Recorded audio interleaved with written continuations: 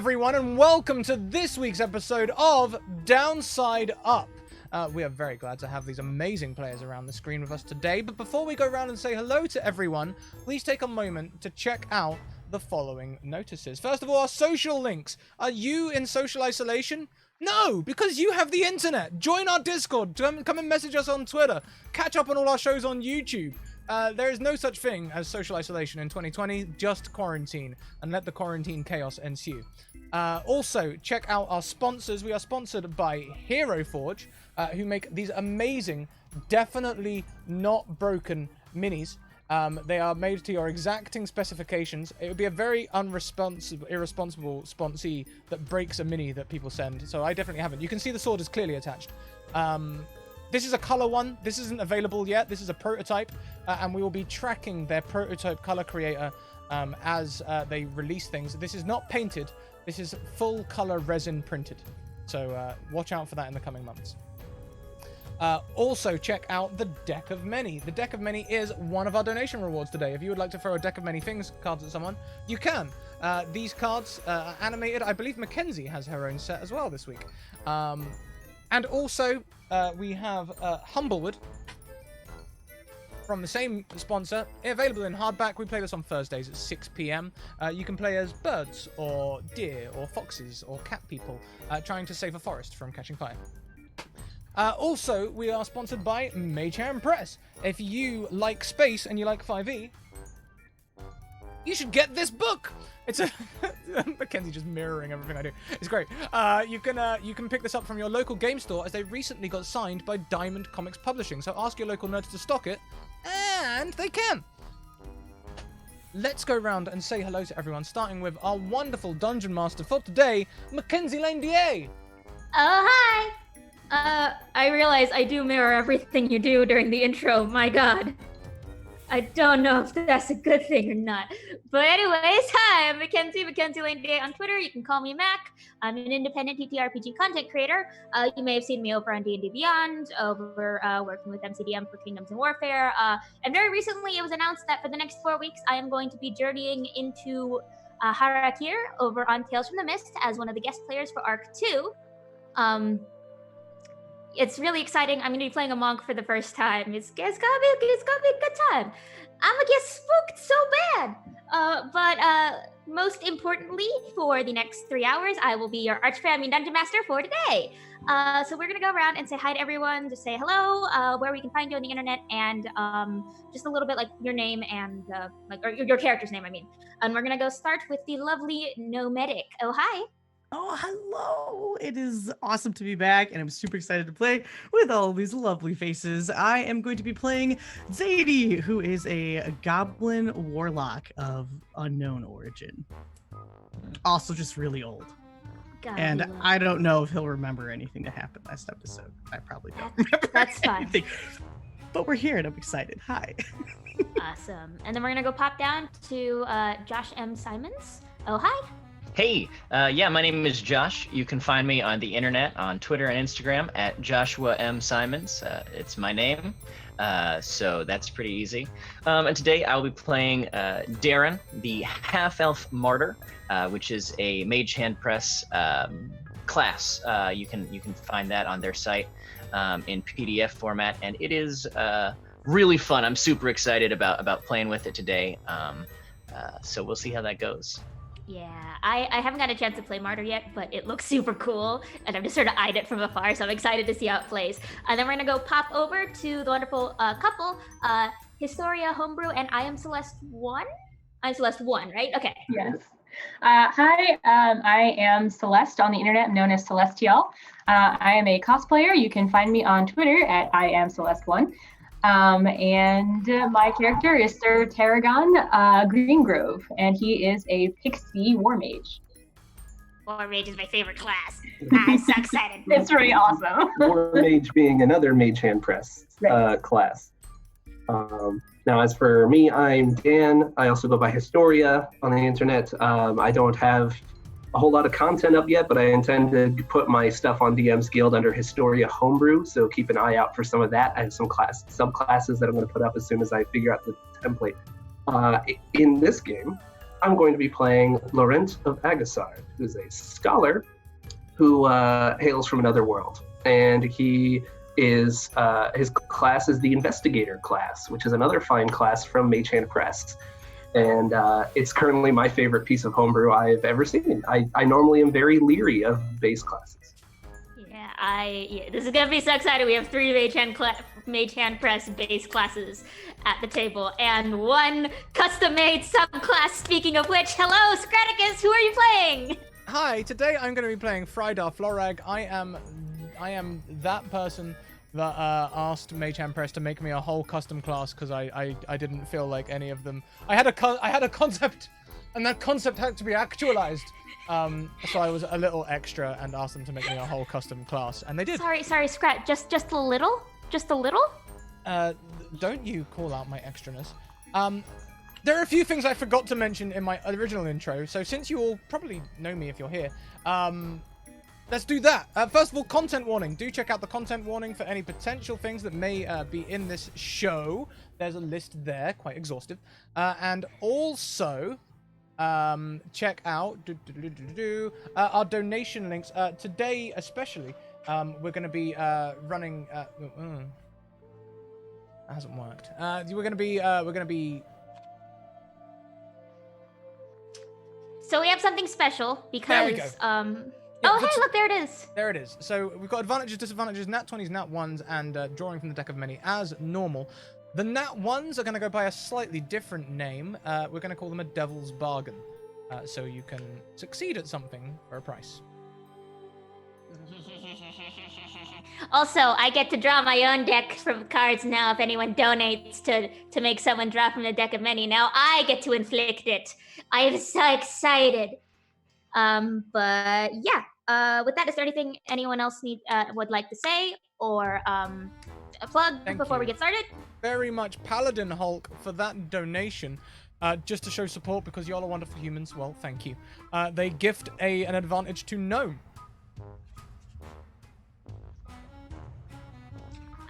That was it. That was all I had. Thank you. Okay, cool. Anyone else? Anyone else have any last minute things?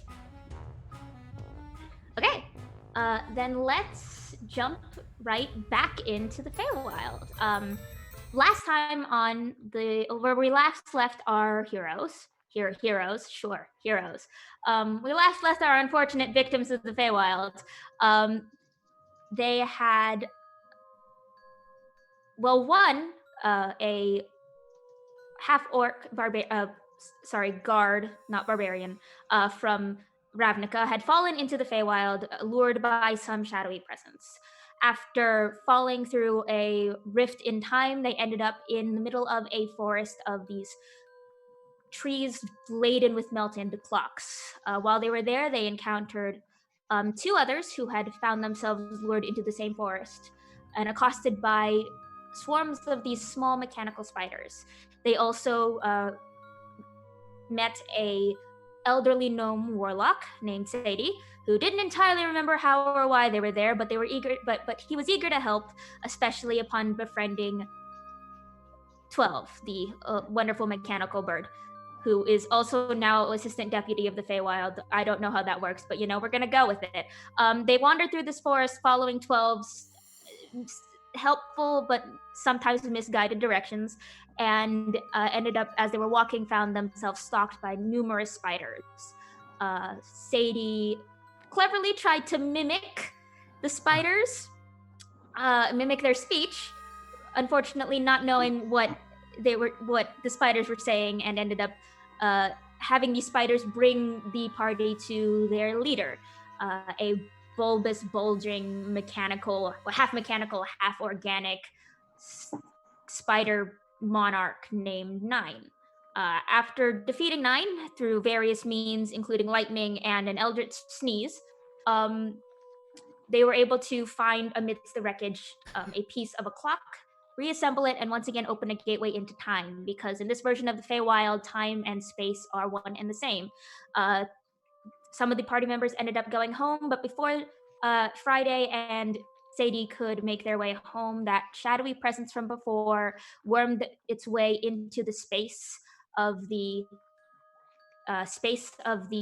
of time and dragged them somewhere else. And we left our group falling, and landing in the dirt in front of a rickety wooden sign off to the side of a fork in the road that says Grandma 3, trespassers beware.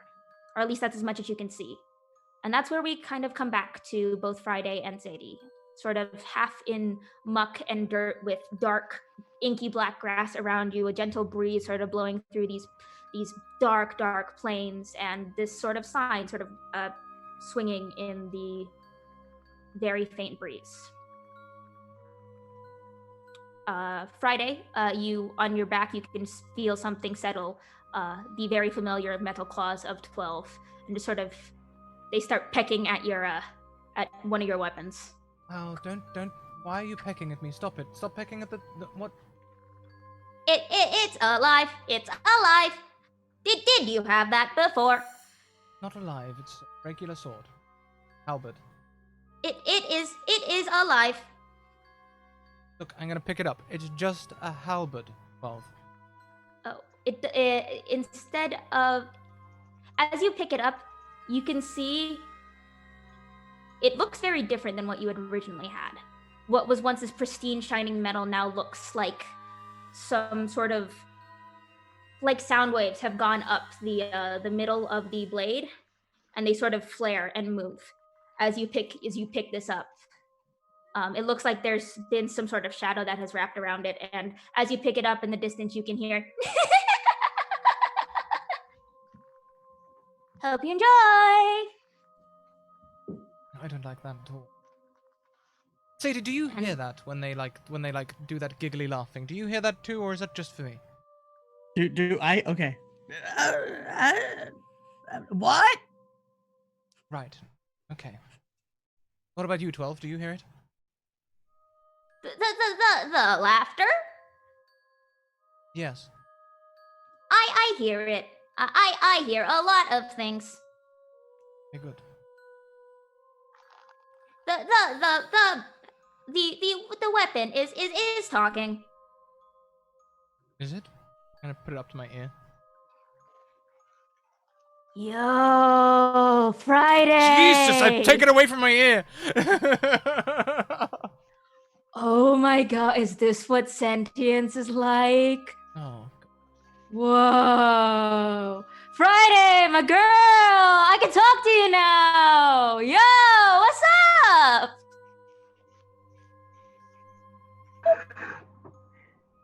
Sadie, can you hear that? Sadie, you can see these black shadows that have sort of crept up the center of this blade. Mhm. You can see them moving, like you know how sound waves move on a waveform? You can't hear anything. Great. Are you sure you didn't bump your head? I really hope I did. Or is your hearing aid up to too high? Sometimes I pick up a different frequency. You gotta turn it down to like a 6. It's usually ideal. Don't use a hearing aid, Sadie, but thank you for the advice. Yo, Friday, this is so wild. Hello. Hi. Oh my god. We've been together for like so long, but now I can actually like talk to you. This is so cool. Albert's a delinquent. Whoa. Hi. Would you prefer to be called Al or Bert? Or Albert. That works.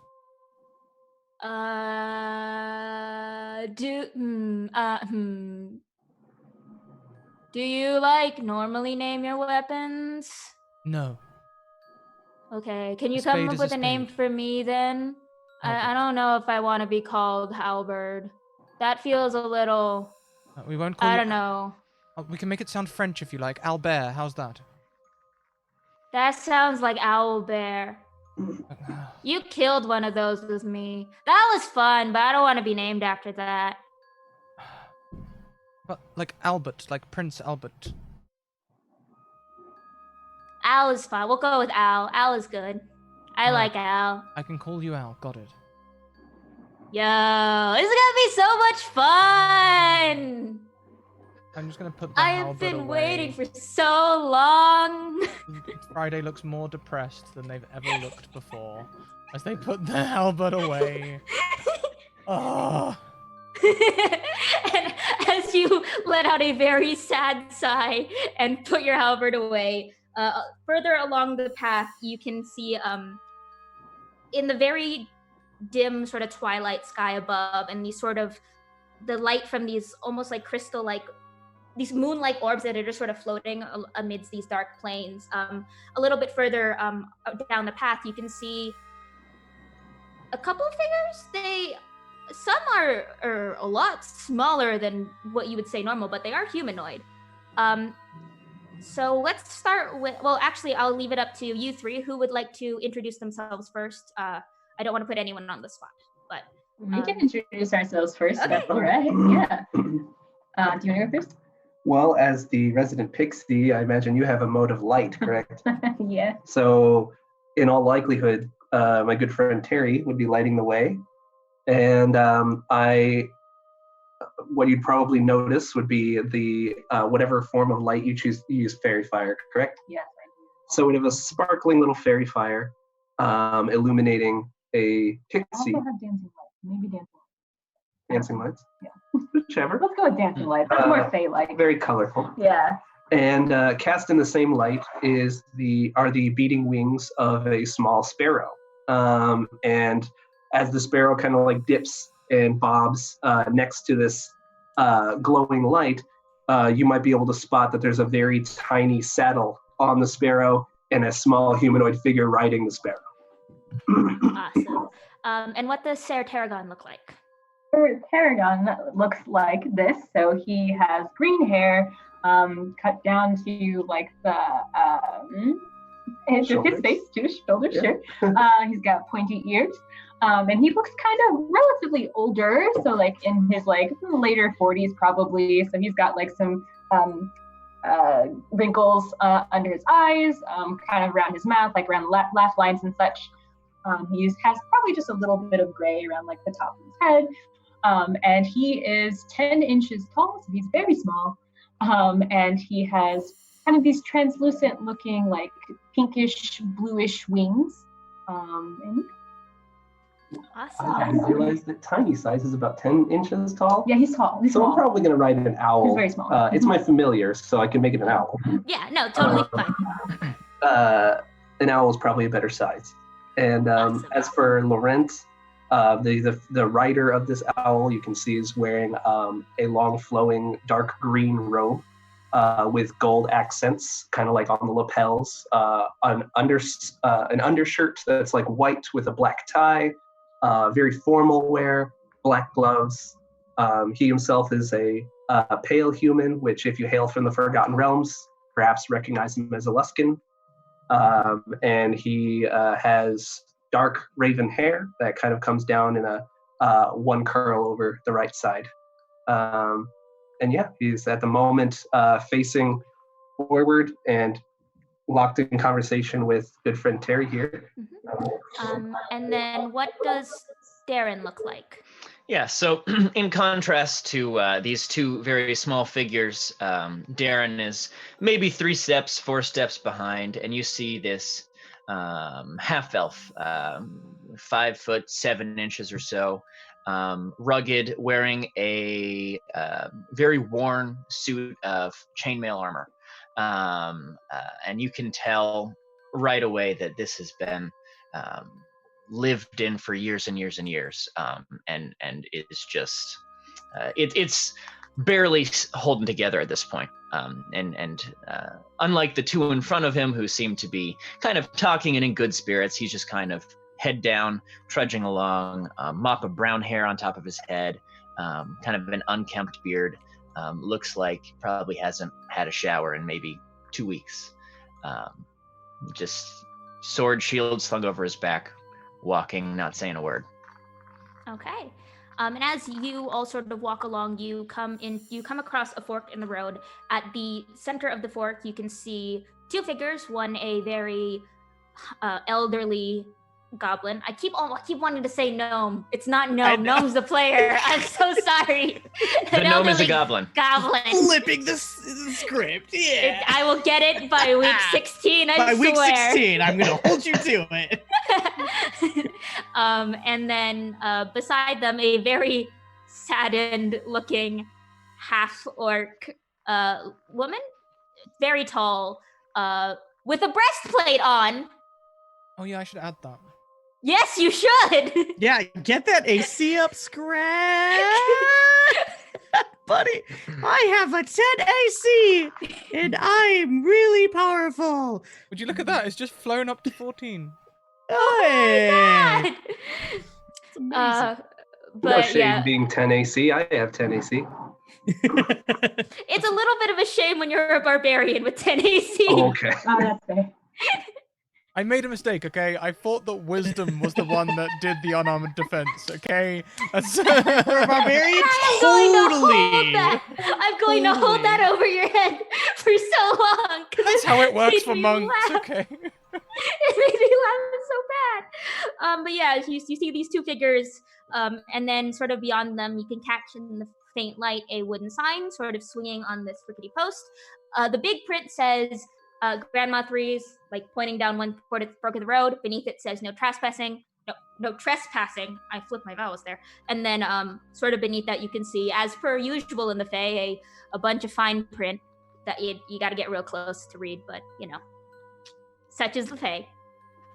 But yeah, I'm assuming I'm pretty sure you catch the last bit of Friday's Very Grumbled. I'm just gonna put you away and just sort of putting Owl on their back. Now, were we behind or ahead of Darren on the street? You were in front of Darren. Yeah, I'm like 2-3 steps behind y'all. Mainly We're because traveling of the same size. direction. Mainly because of size, you move you're just a little bit further ahead because you can sort of navigate through some of like the smaller space. You can navigate through traffic better. Yeah. Yeah. All right. So as we're fluttering along the path, I would likely glance back and take notice and say, "Oh, Terry, okay. I know I told you that this would be a short and easy trip, and I'm not meaning to alarm you, but do look behind us. It does appear that another traveler is sharing our same path. Friendly, I'm sure, but we should move a little bit away, in case they're not." Well, I can't disagree with that. All right, sure. It's And- okay. I'm not gonna hurt anybody. Oh, marvelous. Good. I'll be quite frank. I'm a little bit vulnerable right now. As you can see, I am a human, and but I am lacking the stature to suit caught in something of a predicament. Me and my friend Terry are on our way to go reverse this whole predicament. They're Tarragon green. You're Yes. on a bird. I am. This is antimony. I'll give the owl a little pet on the back of the head.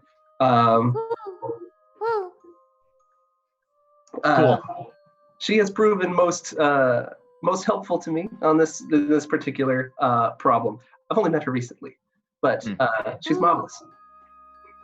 I'm Darren. Nice to meet you. Charmed, I'm sure. I'll extend my tiny hand. Nice to meet you too. I do not extend my hand.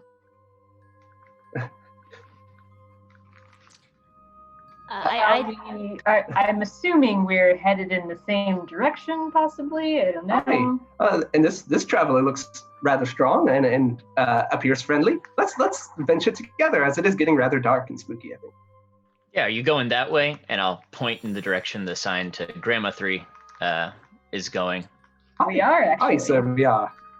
And Yeah. I'll say at this point, Sadie and Friday, you are within range to sort of overhear bits of this conversation as you're sort of walking along. Like two more heading towards Grandma Free, Sadie. Think they're friends or spiders? No, they don't look like spiders. Well, you don't know that. There could be spiders inside them. Oh god. Fair point. You never know. See? That one gets it. Excuse me. Hello? Ho there. Ho there, travelers. Hey, Ah, more. Can you say Good. hi for me too, Friday? No, shut up. Sorry. Hey, don't tell me to shut up. That's so rude. No, not you, Well, Sadie. see. Sorry.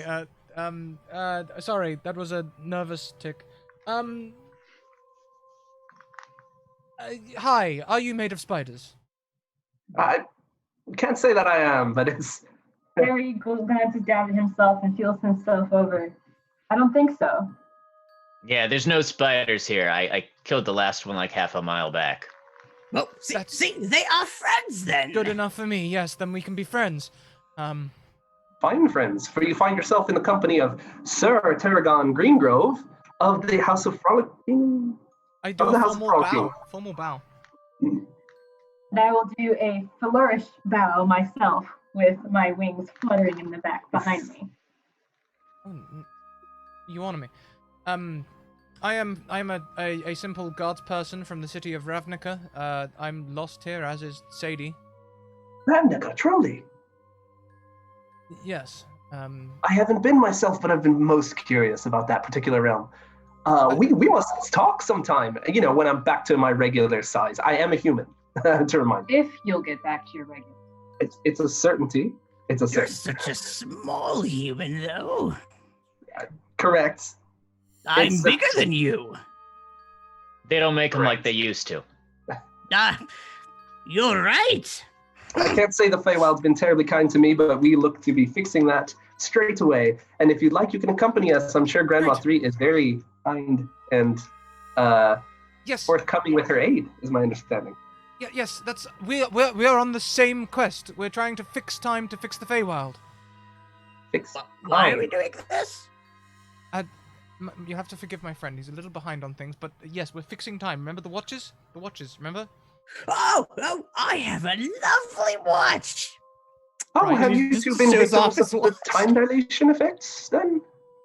Kind of. Yes. I'm gonna get that watch. I'm going to give I'm just gonna take the knob and turn it back like a small fraction, like the smallest increment I can turn it back to rewind our conversation. If it still Okay. works that way. Roll me a charisma check with your proficiency bonus if you can do that. Rewind our conversation. Will I remember that this conversation was rewound? Oh, wait, hold on. Roll 20 is not show. Let's see. Well, apparently that went really well. So you are able to, you're able to flick back the rewind your watch a little bit. You feel like, have you ever been on like a roller coaster and then all of a sudden it moves like backwards and it like switches direction? That's what it kind of feels like. Your stomach like feels like it's like pulled.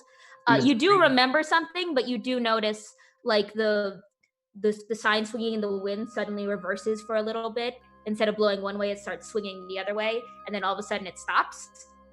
And then it's hard to tell how time works in the Feywild, but you can see almost like there's a teeny shift in the stars above you.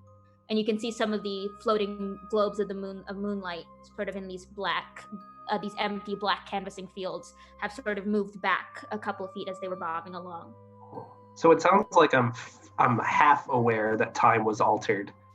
If you've been in the Feywild, and I'd say almost everyone, all three of Darren, Sir Tarragon, and Lauren, you all are familiar with the fact that time is weird here. It doesn't occur like it normally does in the material plane or other planes of existence. In the Feywild, time is exactly the same as space. You move, instead of moving like north or moving south, you move towards morn or towards night. You move, instead of east or west, you move towards spring or towards winter. And that's kind of how time works. So you've been aware that as you've been traveling, it hasn't entirely been lining up, and there have been weird pockets, and you've found yourself sort of losing days and also completely losing your way at the same time. So everyone's a little aware that time is a bit broken. So I feel like picking up on the conversation I was just having in that other timeline, I feel like now, still seated on my owl, still talking to Tarragon and Darren, I would probably be like, a time dilation, that can be a bit of confusing. What am I talking about? Yeah, Oh, wait. see, it's connected, very heavily connected. So far, and I'm going to hold out the watch and point out that the 12 and the 9 are replaced. You're like, look, see, we've fixed 12 and 9, and we're just heading to Grandma 3. Hopefully that'll be number 3 we can fix. Yeah, you have control over time. Does mine do that too? And like, I think God. Sadie's gonna go to reach to like just try to crank it. Have I seen something like that before? Like the watches? Roll me a history check. Okay. Friday, do you want to do something to stop your elderly gnome companion, or are you just gonna let this happen? I mean, it's not against the How law. do I turn the internet off? All right. I rolled a 21. 21. Yes. You haven't seen. Living in the Feywild for as long as you have, you know that in this world, clocks are compasses. You've never necessarily seen an artifact that can control how time works. It's very rare that you can find an artifact that controls any element of the Feywild, period. But an artifact that can actually control like the spatial relations within the Feywild, that is rare, powerful, and slightly alarming. So I'm Not to gonna use a clock pun, but I'm gonna whisper that to Laurent and kind of be like, maybe we should be wary of these people. I haven't seen anything like that before, and that's really powerful magic. Amazing. I want one. I want one very bad. Well, you can very nicely ask them. They might give it to you. Sadie, Yeah. what are you doing with your watch? Oh God, I don't want to break the game, but if he didn't get stopped, he's spinning. We spinning round and round. Scrat, you had your hand up. Did you want to do something? No. How No, that was close just me is playing with the Darren? watch. You're all within melee range, I guess. So like within 5 feet of each other. So Darren might reach out and just grab Stadia's hand, just say, maybe we save the demonstration for another time. Oh, okay. Hi, I was familiar with the issues of time dilation, but not anything like this, where you have control of it, you can play with it. It's astounding. 12 does the equivalent of a bird whisper, like sitting on your shoulder, Friday. But 12 can't whisper because they're a bird. So they're just sort of like, you should probably avoid toying with that. It's Might I not ask- a toy, it's a watch. Might I ask, where did you get something like that? Those aren't just found on the street. We appeared here with them. Or at least I did. I'm pretty sure I found mine on the street. Well, my studies of Ravnica have informed me that it is a place of high arcane learning, so it tracks for me that you could have acquired such a thing in your homeland. It's just to think that it has an effect here is fascinating. We really should see Grandmother 3 about this. Yes, perhaps we should check out this sign a little closer, though. I am cautious of small print. I work for the Azurius. Ah, Azurius. Right, correct.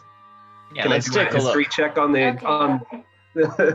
May I You do can a- make a history check on that. Me as the DM, I know Jack Diddley squat about Ravnica, so I don't know how much information I'll be able to give you.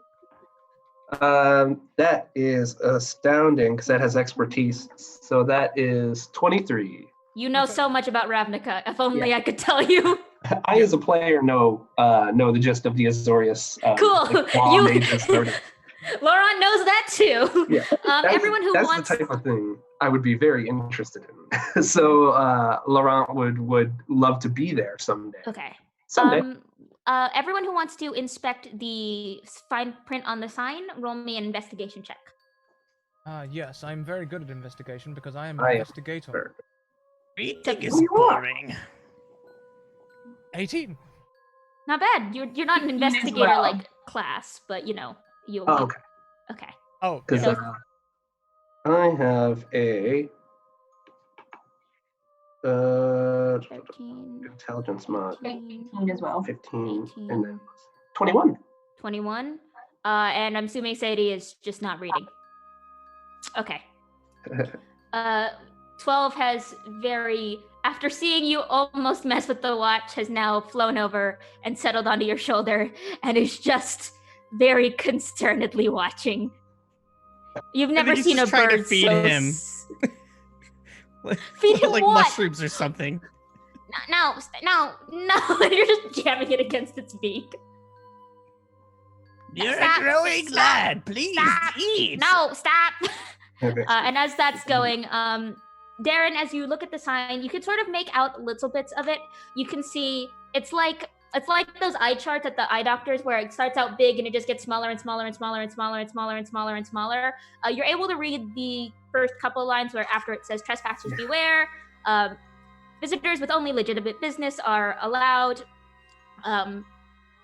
Please be wary. Grandma 3 is not responsible for any dangers that may happen on the property. And then I think after that, it sort of starts to deteriorate. Yeah, Darren and- just loses attention. He's, this is boring. And then on an 18, you can see like visitors are not responsible for any or Grandma 3 does not hold herself responsible for any damage held occurring on her property or in service of her quests that may or may not be given for certain other services. All payments are final. And then on a 21, you can see it's like really, it starts to loop on itself in terms of like the overlapping. There's more like of the, payments are final, no refunds, essentially suck it up if you're not happy, not responsible for anything that happens to you if you do trespass. Also, payment may vary from customer to customer in regards to the service. Yeah, it starts getting like you get to the granular bits of like, and I'm pretty, and then there's one verse in there on a 21 that's basically like, ham makes a really weird noise when you slap it, doesn't it? I'm surprised you read this far. Have you ever slapped cold cuts together? It's weird. And then it continues on. I feel like Laurent was meticulously reading it all aloud because that's what he would do. And then when we get to that part, he'll just kind of stop and it'll be like, have you ever slept? Okay, there's a joke there, but but I mean, as an Azorius fellow, you must appreciate this meticulousness of Grandma 3. She sounds to be very professional, I suppose. Yes, well, I'm always here for people both enforcing and, acting in line with the law, so it seems perhaps she'll be reasonable. I'm trying to stay optimistic, Terry. I am. I already told you that optimism was probably not a good idea in this situation. So are you going to go continue down the path? Is there anything in this area you want to still do? Anything else you want to look at? Or are you heading on your way? What else is around the sign? It's a bunch of, there's a path. You can see the sign sort of points down one fork in the road. There's another fork leading off somewhere. Mostly it's just sort of abandoned, like this black inky grassland. You can see sort of floating about these little, like, they almost look like mini glowing moons. They're sort of floating around some of the grass, just sort of giving off a little bit of light. But that's pretty much it. You're kind of in the middle of like a prairie, or the closest equivalent to a prairie you find in the Feywild. What manner of knowledge check would I need to do to know about the possible risks in this region? In this region specifically, I would say Arcana or Nature, but since you're not native to the Feywild, it will be at disadvantage. Okay, I'm fine with that. I like Arcana.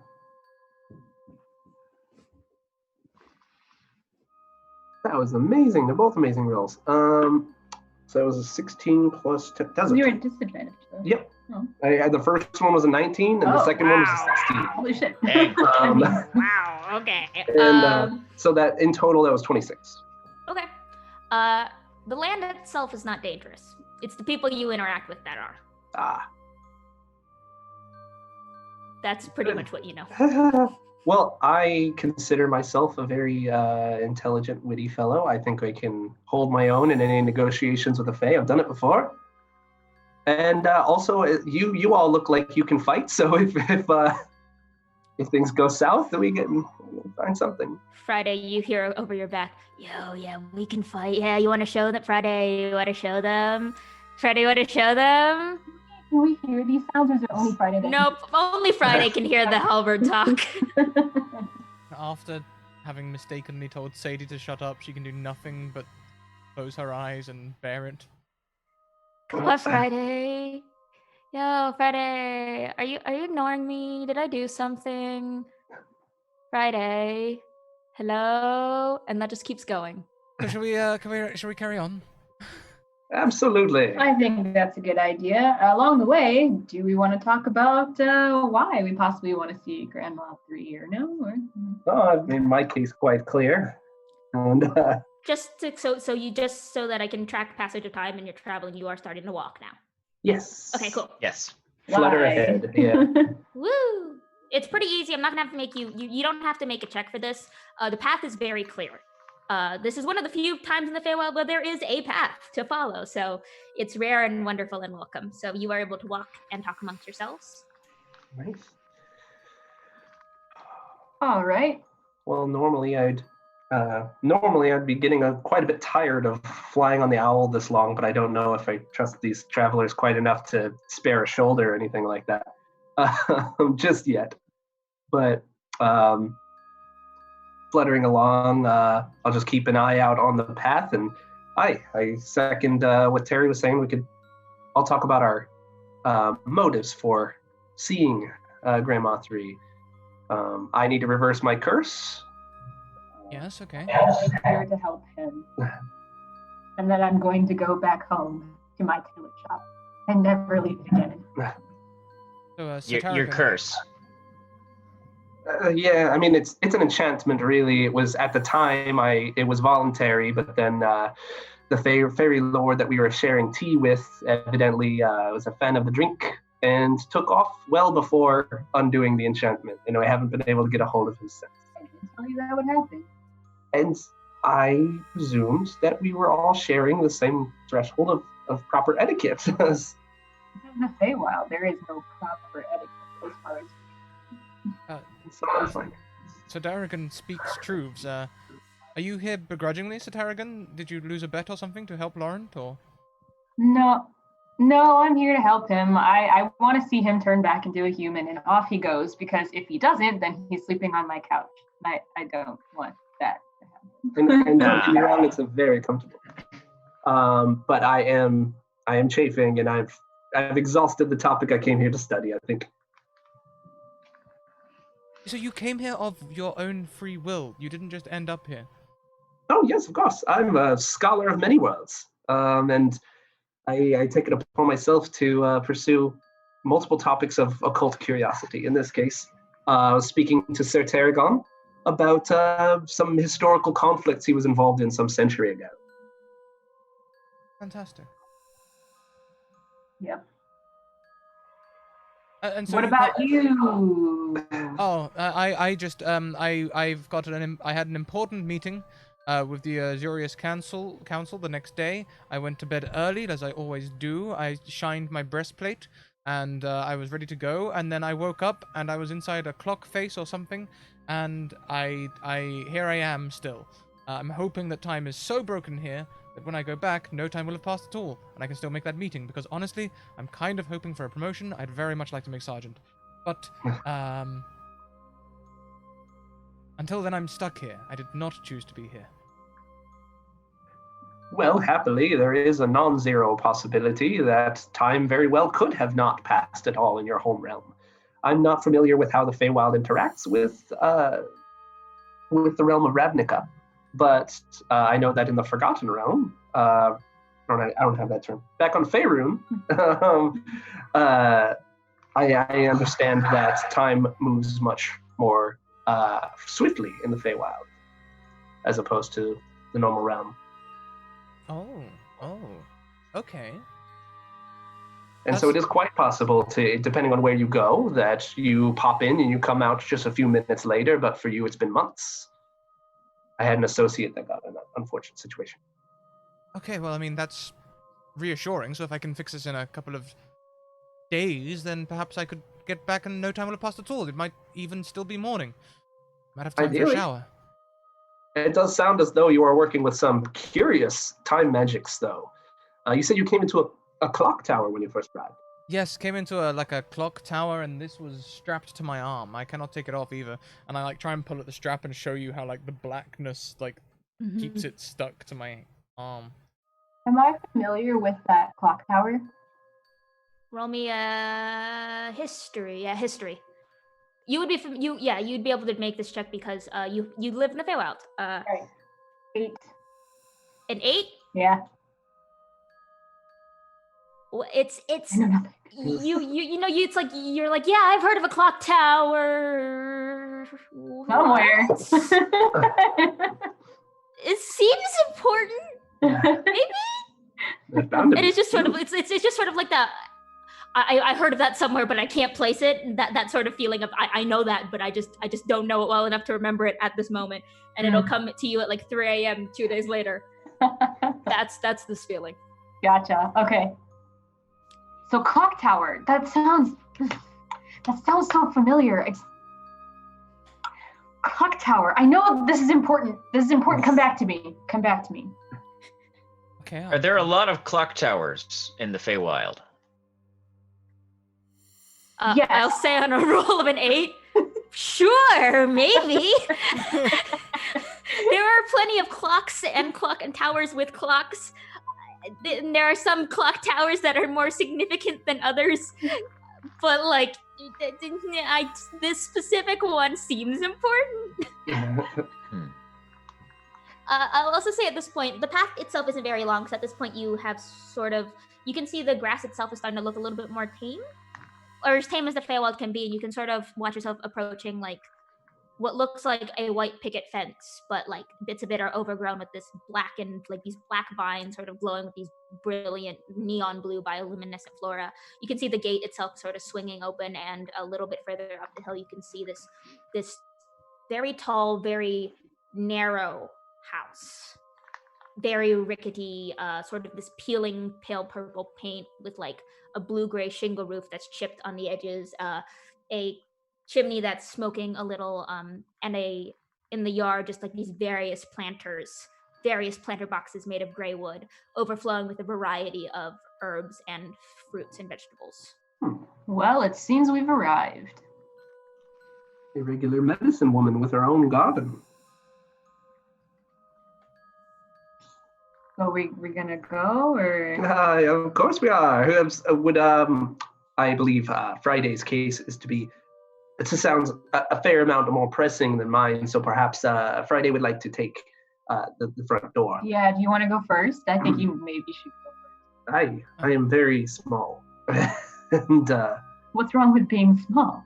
Yeah, what is wrong with being small? Yeah, says the DM. What's wrong with being small? Zadie goes right up, real flustered. There's nothing wrong with being small. And this rolls up. And There is nothing wrong with being small. As 12 is just sitting, also still dead-eyed on your watch, don't do anything. Don't do anything. Wrong. I have no issue with small folk or being small. I've just had something of an uncomfortable experience. What with not being able to fly on my own, wildlife having some miscommunications about what they can eat, things like that. I won't eat you, says the mechanical bird on Sadie's shoulder. I appreciate that.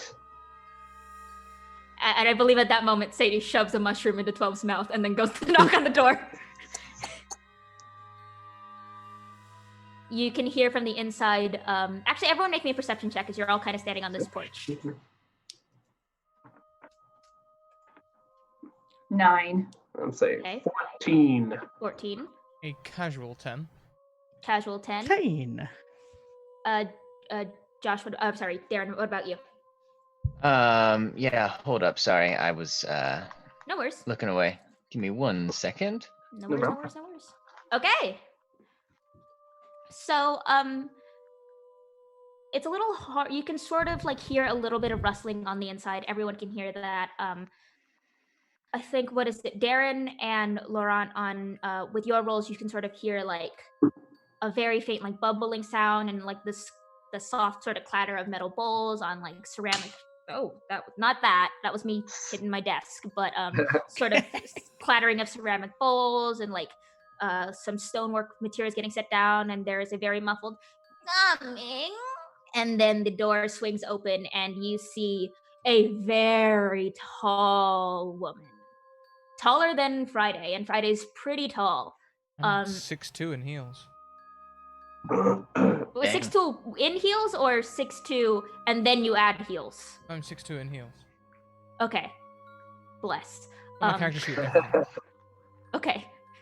I don't spy on your character sheets that often, sorry. I know, but I mean that's part of my height, 6'2" in heels. It's Okay, good. it's on my driver's license. Is Friday in Love it. heels right now? Yes. Perfect. You fight in heels? We love a heel fighter. Impressive. Yes, Stan so much. That's where the 10 dex comes in though. You see this tall woman. She towers over Friday, but even still she's got like a massively hunched back, and you know if like she straightened up to her full height, she would be like a full foot taller than Friday, who is the tallest among you. She's sort of very, very a wide face and this pale, almost bluish skin that's just wrinkled, and these big glossy eyes that are just almost solid black, wispy white and gray hair sort of pulled into a messy top knot, and just shawls and sweaters just sort of like draped over her wide hunched form, and she sort of like has to like lean down to actually get her head in the door, and she sort of looks you over and goes, "What can I do for you today?" Babushka, are you serving soup for the early bird special? I'm not quite up to date. I'm not quite up to date on my old Sylvan, but isn't babushka quite an offensive term? Well, no, it's a name for a beautiful lady Okay. of the older variety. I'd heard something different. Okay, no worries. I trust JD. You are going to regret saying that. Is this person familiar to me? Do I know this as Granny? You've never seen this person before, but based on the descriptions you've heard and the essentially hearsay and the legends you've heard about Grandma 3, this would be her. Okay. This is perhaps a little late to ask this question, but does the Feywild here have an issue with hags? Do I know that? Roll me a nature? Would I roll as well, or just? Oh, Sure. Okay. no, I know nothing. I rolled a 1. Oh no! I also got like Amazing. Yeah. Yeah, I got a 5 with 3 is 8, so it's nothing. I mean, maybe. I don't know. She seems fine though. Like, look, you've heard the stories, and like, they don't necessarily match up with hag behavior, so you're probably fine. Yeah, you're probably fine. I don't think she's a hag. No. I mean, the name Granny 3. What? No. It's kind. She seems like she'd be a nice person. How to get quiet are you get two up in. talking? Yeah. How loud are we talking? How quiet is this conversation happening? Oh, we're whispering to we're each trying other. to- All right, both of you roll me We're stealth kind checks of then. like half whispering, so we're kind of like, It's fine. Both of you roll me stealth checks. Okay. As this old woman sort of hunches into the doorway and sort of turns her head and looks at Sadie. 21. I can serve a lot of things for you, child. Why don't you come inside? And then you rolled the 21. What did Laurent roll? 4 or no? Sorry, that was a total. Oh yeah, 4. It's a 4. Sir Tarragon is silent. Sir Tarragon's great. You're like, I does kinda the lost my cool. Feywild have a problem with hags? And you can see this hunched lady just sort of and turn her eyes to look at you. I am not a hag, my child. Don't worry. I didn't worry for a moment, my lovely lady. I was speaking hypothetically, of course, because you seem to be well read in the ways of roots, and I thought if there were a problem of hags, you would assist. You don't need to flatter me. I can see you have a bit of an affliction anyways. You can tell, yes, I am here about such an affliction, if there's time to discuss. But also, we've heard you're very hospitable to guests, so I mean, we can discuss this a little later over tea, perhaps. Oh, child, no one visits me without reason. No one comes to Granny without a request. I know. What about you? And she turns to Dara and sort of that same sort of. What do you want, child? What can you do for reputation? Depends. How messy do you want your solution? So long as the right people die, I don't care. We can talk details of after getting to know each other a little more. And this is your friend? He's a bit glum. We should have talked about their reasons. Hey, I much earlier. asked. He chose not to answer, and I can't force him to answer. Don't worry. I don't judge as long as you don't renege on your payments. But what about you? You look puzzled, little girl. And she turns to Friday. Puzzled, perhaps. There's a quality to your voice that is making me question your origin, Grandma Free. But I'm pleasured to be here. I saw your sign and all of its detailed lawmaking, and that gave me a good degree of comfort. I am here to fix time. And since I am aiming to fix number 3 next, I thought who better to see than Grandma Free. Roll me an insight check. Ooh. Oh, actually, hey, this. Okay. Don't jinx it. 25.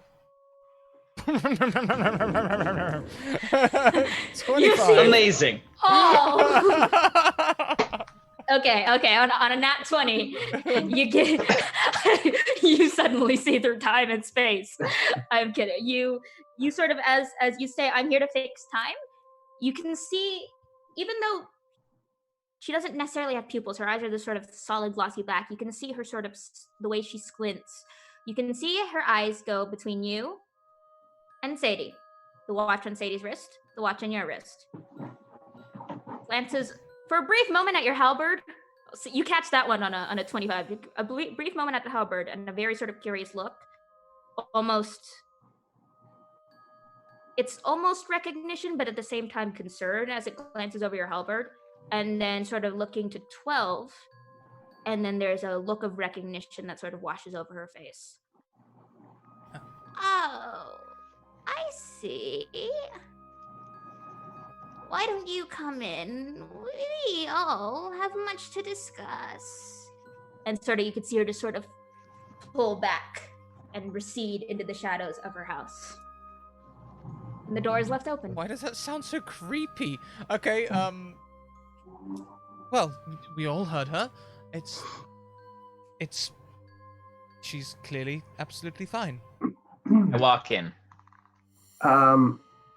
Suppose Friday, a moment before we cross the threshold, could I comfortably take a seat on your shoulder for a moment, and Timony can take to the air outside in case something goes wrong? I mean, I guess. I just need a little bit of assistance to get around. I don't want to walk on the ground where some creature might harangue me. I've Well, I Never- can't carry him. never had someone sit on my shoulder before. Okay. I'm very light. You hear Al in the background. What about me, bro? I've never had someone sit on my shoulder before. Bro, don't do this. Don't do me like this, bro. I thought we were friends, bro.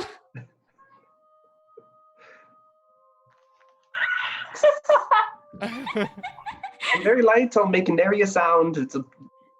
I just I'll be as reach, unobtrusive as possible. seeming more agitated than I should for some reason. I just reach out and grab Lauren, and I'll just plop you on my shoulder. There you go. Oh, yes, excellent. A little rough, but excellent. Lauren, roll me a perception check as you're sitting on the shoulder. That is a 13 plus my wisdom, so a 16. You hear a very faint, bro. Yo, bro. Not sure where it's coming from, but you hear bro in the distance on the wind. I mean, I'm in the Feywild for a couple months. I'm probably used to like weird random pixies and things like whispering things.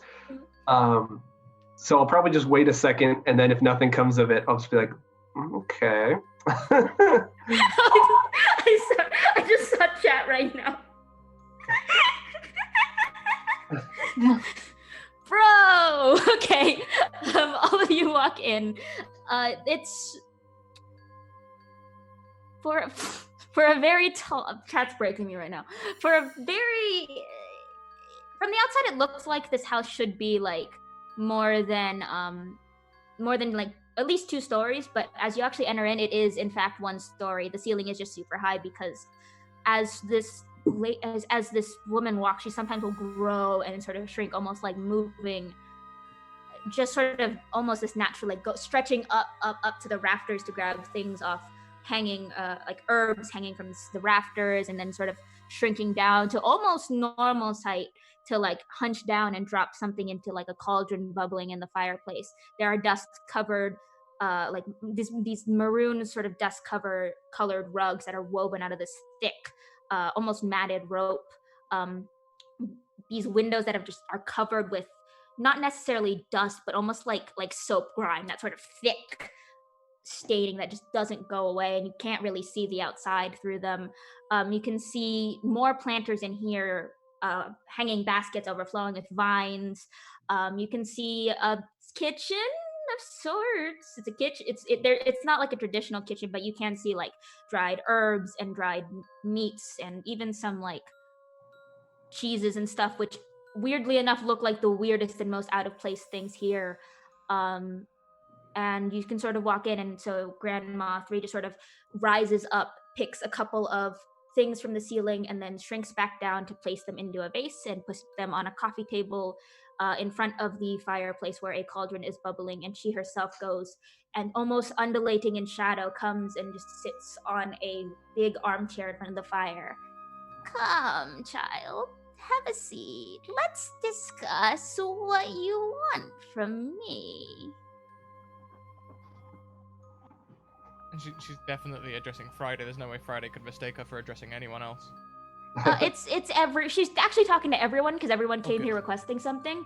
You can tell though she does linger a little bit on you, Friday. This fine woman here, Friday, is as she said, here to fix time, which is a very large, important deal. Whereas me, it's a very small potatoes by comparison. It's I'm sure for you it's a pittance to return me to normal size. If you could just politely do so, I could be on my way. Me and Terry could be out of your hair. Terry doesn't even here for anything, isn't that right, Terry? No, I'm not. I'm only here to help my friend get back to his normal size. Exactly. So I'm sure someone of your stature and power, it would be very easy for you to just snap your fingers and I'm on my way. Easy is not always fair. I never give anything for free. I practice to say one. I have the gold in my pockets prior to... I don't What's your deal price? in gold. What's your price? And so she sort of pauses and contemplates and looks over at Darren. You want your reputation, or your family's reputation, restored, yes? Yeah. That is easily done, but it will require something special.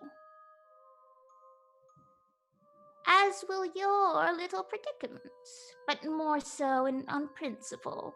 It is true, I have the ingredients here, but nothing comes for free. And if fixing time, and she sort of turns again, almost unnaturally, to look at Friday. If that is truly your big concern, I am willing to strike a deal for your height issue. Deal. Child. Your height. Sorry, the way you keep looking at. I thought. There's And nothing wrong with your height.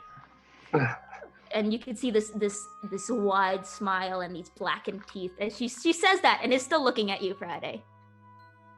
You have a lot more things we need to discuss, child.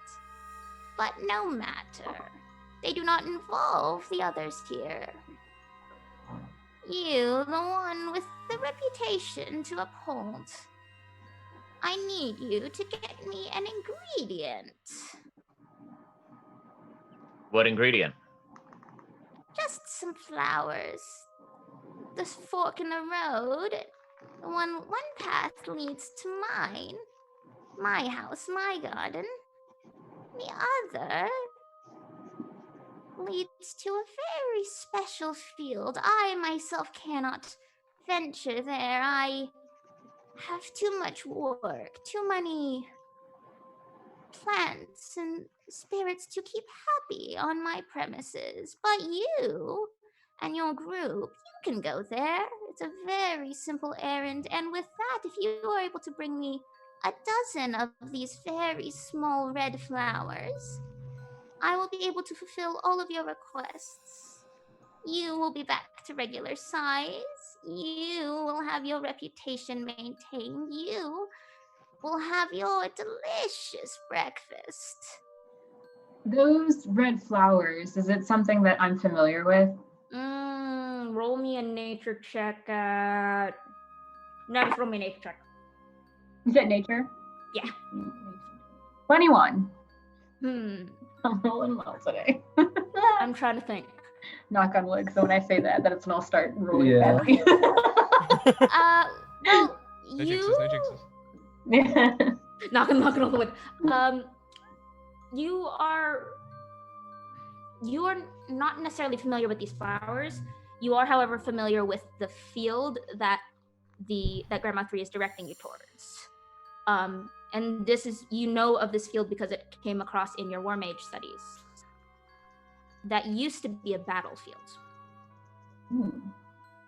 No one's ever visited it for a while, mostly out of respect for the battle that happened there. But Can I assume that there's probably like bad stuff there, like ghosts or spirits of the dead, angry spirits of the dead? I will say in the Feywild, it's very rare that there are undead lying around. You can probably assume there are agitatable spirits in the Feywild and things that are very territorial. They may not necessarily be undead, but you can assume there's probably danger. Okay. But you can That also sounds assume alright. that the way Grandma 3 is sort of looking at all of you, she can sense all of you are fairly capable of handling danger. Okay. Of course. Wink, wink. I'm definitely not a useless nerd. Do you say that out No. loud? Okay. That's internal monologue. All right then.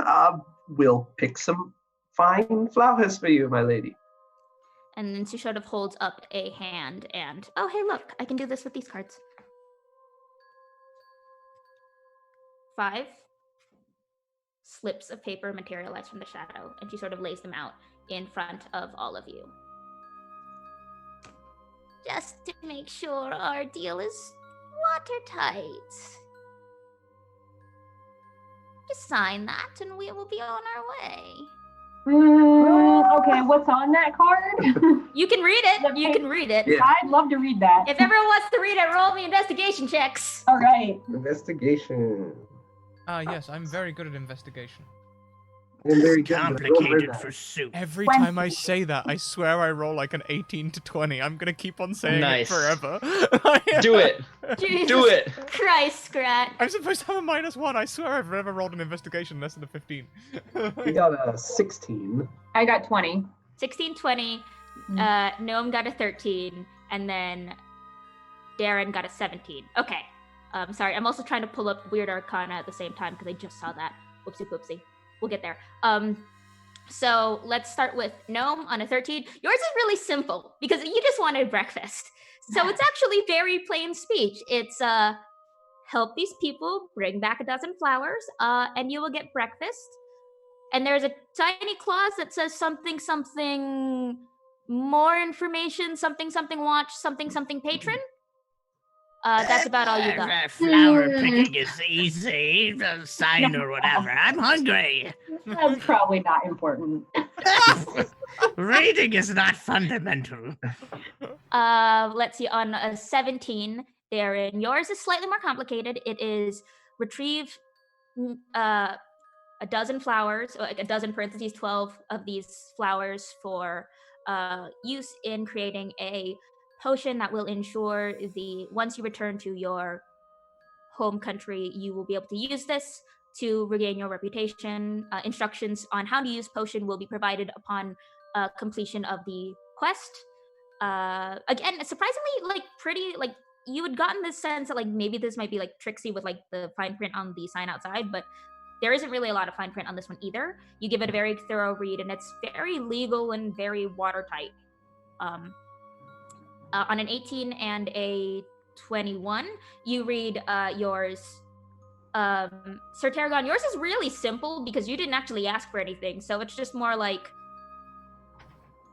help your friends and ensure help me retrieve these flowers, and I will ensure that your friend not only returns to normal height, but there are no further complications from any other angry fae in the Feywild. Laurent, yours is very similar. Retrieve these flowers. I will use one to make a tea, for which will restore you to your normal height. Tea will be given upon the recipient of the flower. And again, there doesn't seem to be a lot of fine print. The only fine print you see is essentially all payments are final, no refunds, stuff like that. I'm a bit leery. Could I maybe roll an Arcana check to see if this in any way gives me infernal vibes? Because Lauren also studies devils. I will say on that investigation check, this does not give off many infernal vibes. Okay. If you have studied the language of demons and the language of devils, it is far more knotted and winding in terms of how the things are structured. Devils wouldn't be one to include jokes in their terms and conditions. That's mostly the main giveaway, is that, again, there's a little clause that's if you read this far, I'm proud of you. Yeah. Have you considered how weird cards sound when you wobble them? The wop wop wop wop wop sound, and then it continues on, and you can tell by the fact that there are jokes in this. Yeah. That it's not infernal, and a lot of the terms it is fairly straightforward. I meant not these ones. I meant laminated ones. I tried with these ones. They didn't work, and I'm sad. I want my wub wub noise. And then on a natural 20, which is good because yours is the most complicated. You read yours, and it starts out very differently than everyone else. Most say if you get these flowers, then I will do this. And yours is, you have asked me for one of the very few things I cannot do alone. Oh. You are playing a very, very big game, a very dangerous game. Oh. Oh. I will help you as best as I can, but there are forces here at play that I cannot contend with, and that is a very rare and very dangerous thing. Be careful. Oh, I will don't know help you what's- fix time. I will point you in the right direction. Do not listen to the shadows. Be wary of gifts. I will help you, and for once I will do it without a price. What you will do, the quest you are on, is far greater than anything I could ask for. Okay. All What's right. worse? What's worse? The hey, we're gonna catch you in a deal card, or the oh shit, what are you getting up to card? Because I'm freaked out. But Friday will. There is also a note on the, it says PS at the very bottom. The your halberd there. Sorry about that. Not me, but that has some. Again, be wary of gifts. That's a rather unfortunate one. I look at Al. But you Oh, after all these bro. years. I don't know what's going. I can't read. What does that say? Does it say something about? Are you talking about me behind my back, bro? Bro, do I Can even I have hear a it at this back? proximity? You hear a very faint. Bro, do I even have a back? It's a So, lot louder in Friday's head, but you can hear like, bro, are you talking about me, bro? Yeah. So I'm looking from Friday to the halberd and being like, oh, okay. It's talking. The thing, the weapon you have there. Is it chatting with you? Wait, you can hear it? A little bit when I'm this close. Bro, you can hear me, bro. Oh, was it's going talking, crazy. trying to talk to me now, I suppose. Enchanted? Oh, Okay. Weapons don't talk. I mean, maybe in the rude. Feywild they do. Friday, can you tell him he's rude? Is this? Friday, please. I've been doing my best to ignore it. Have I come across the talking swords before? You've come across a couple sentient weapons before. None quite as stoned as this.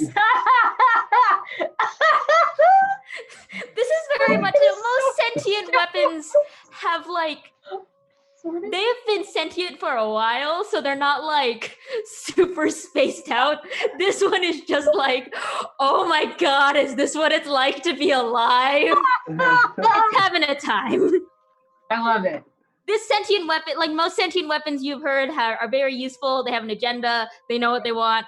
This one, from what you've heard, is just kind of a hot mess. Oh man. So, Totally like dropped out of college, like lives on a commune, What, probably plays like 3 drums. what happened to your sword there? Well, Oh, I'm sorry, your halberd. yes, I don't really know. I was falling through time again. And then when I woke up, there was all this delinquent bro nonsense. Huh. Rude. I've only That's ever not been nice to even you, gender neutral. Friday. Can I look at the paper that we're about to sign? Would it be possible to sign a name that's not mine, or would they like immediately tell that like no, you have to sign your name? I mean, you've lived in the Feywild long enough. I will say that you know in general practice that citing your real name on anything is not great. Right.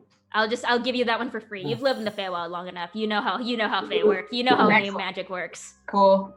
And it's essentially like it's even like you just don't sign your full name like first, middle, last. You just sign first, last, or something like Right. that. Yeah. You never give your full name. Cool. Fair. All right. Yeah. In terms of when you ask what happened to your halberd, though, Grandma 3 sort of looks and turns again and looks at Friday. Doesn't say anything, but just sort of has a very knowing grin on her face. And then you can see her eyes flick towards the paper in Friday's hands. Like, I know this is a little bit meta, but I'm just gonna look at her teeth for a second. They normal? Roll me investigation? Her teeth? Did you say your teeth? Yeah, her teeth.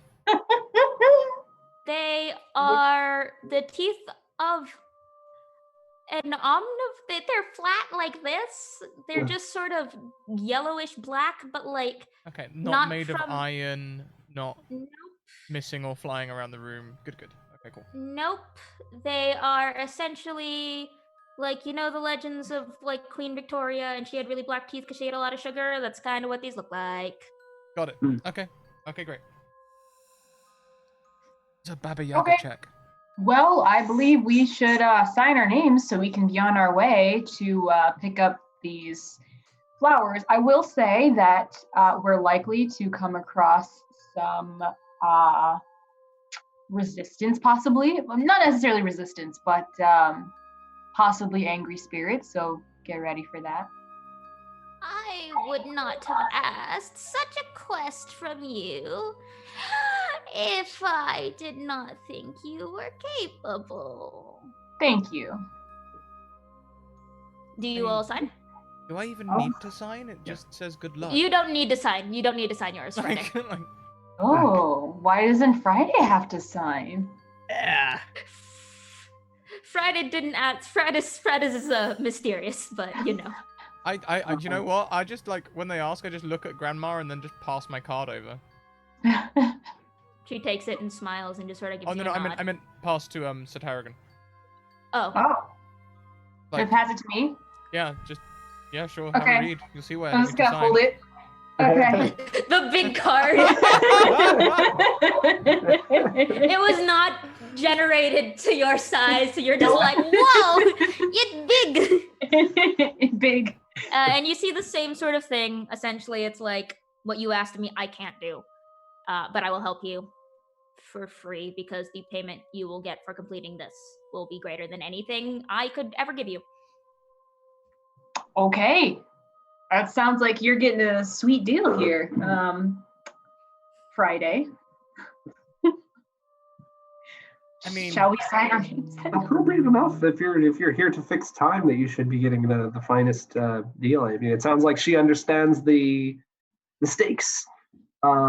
As for me, yes, I'm on board immediately. Okay. I'd like to hop from Friday's shoulder, and when I sign in my scholarly circles, I just use an anagram. I don't know if that makes That's a fine. difference. So just a Nah, it's fancy fine. hell. Okay. Darren, do you sign? Oh yeah.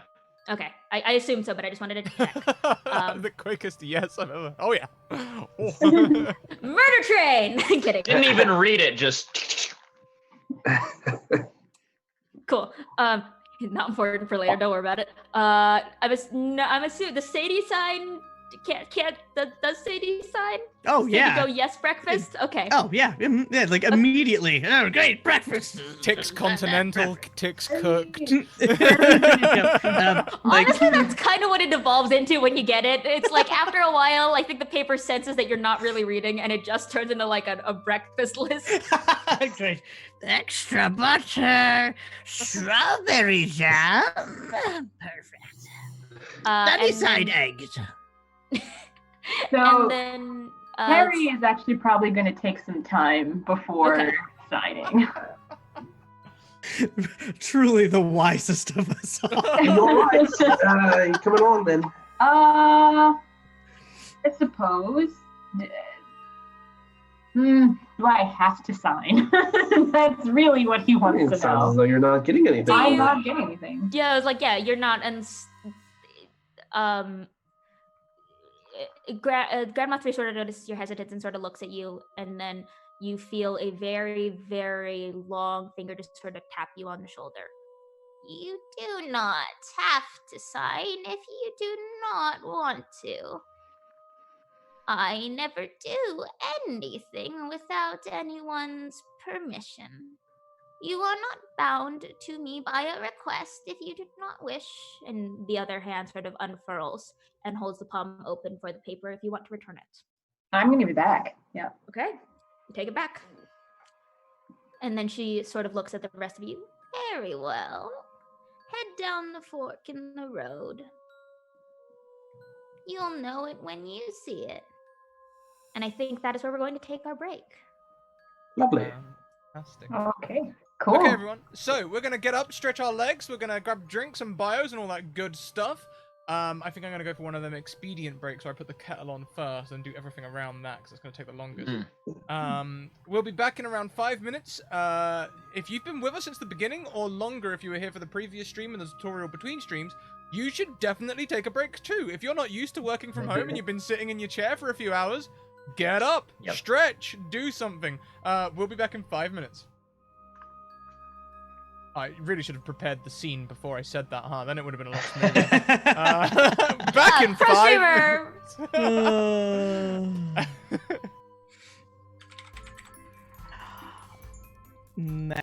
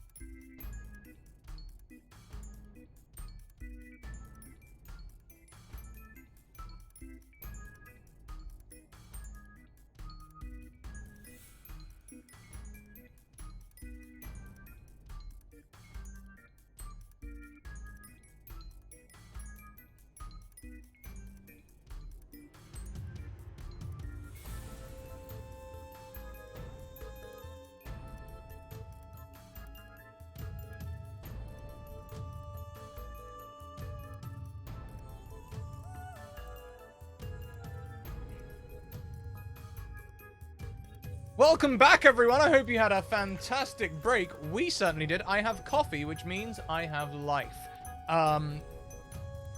We're heading back in. I believe we've got a little bit of travel, right, Mackenzie? Yeah, you've got a field to walk to. I'm gonna try something new, okay? It was kind of an experimental Ravnica thing, but it's called quick travel. They tried it out in the arena first, and then really perfected it. Really perfected it later on, but it took some Elder Scrolls to really get it right. And she's gonna turn it clock forward. I hear it's a contentious invention. Some people say you shouldn't do it. You just gotta enjoy the scenery. Yeah. God put the scenery there for a reason. You don't want to miss all the scenery. If you wind too far, you can go all the way to the rim of the sky. I'm so upset. Scrap, make me a charisma check with proficiency. And I'm not coming back. I'm down here. I'm kidding. This hurts my back, but seriously. That is a 7. Okay. Cool. Roll me a d4. Oh boy. A 4. Okay. Is that good or bad? Do I want to roll high or low? I don't know. I'm thinking. I have to, when gosh, it's so hard to run a space where time and space are the same thing, or what you're so used to time and space and being different. Okay. You rewind. You toy with the clock. And everyone feels that very similar sort of lurching sensation. But this time it's a lot stronger. You feel your stomach almost like rise in your chest like you do when you go down a roller coaster drop. And you feel the last thing you see is Grandma Three's almost smiling at you from in this room, in her living room. She smiles, and that's the last thing you do as you like almost shimmer, and like you phase through the walls, and it's almost like you're getting pulled across a map. And you suddenly, like, you feel your stomach lurch, and you can see the sky itself sort of spinning above you, like those time lapses. But you see it in action. You can almost feel the force of the earth moving as you slide, and you all kind of crash land. I think I need everyone to make me a Dex saving throw. That's bad. 19. That is a 5. Okay, hold on. No, it's dex. It's a saving throw. It's a saving throw. Oh, it's a Dexterity saving saving throw. So that's an 8. Okay, so you have an My 8. Character is the embodiment of all flex, no dex. 19. 11? 11.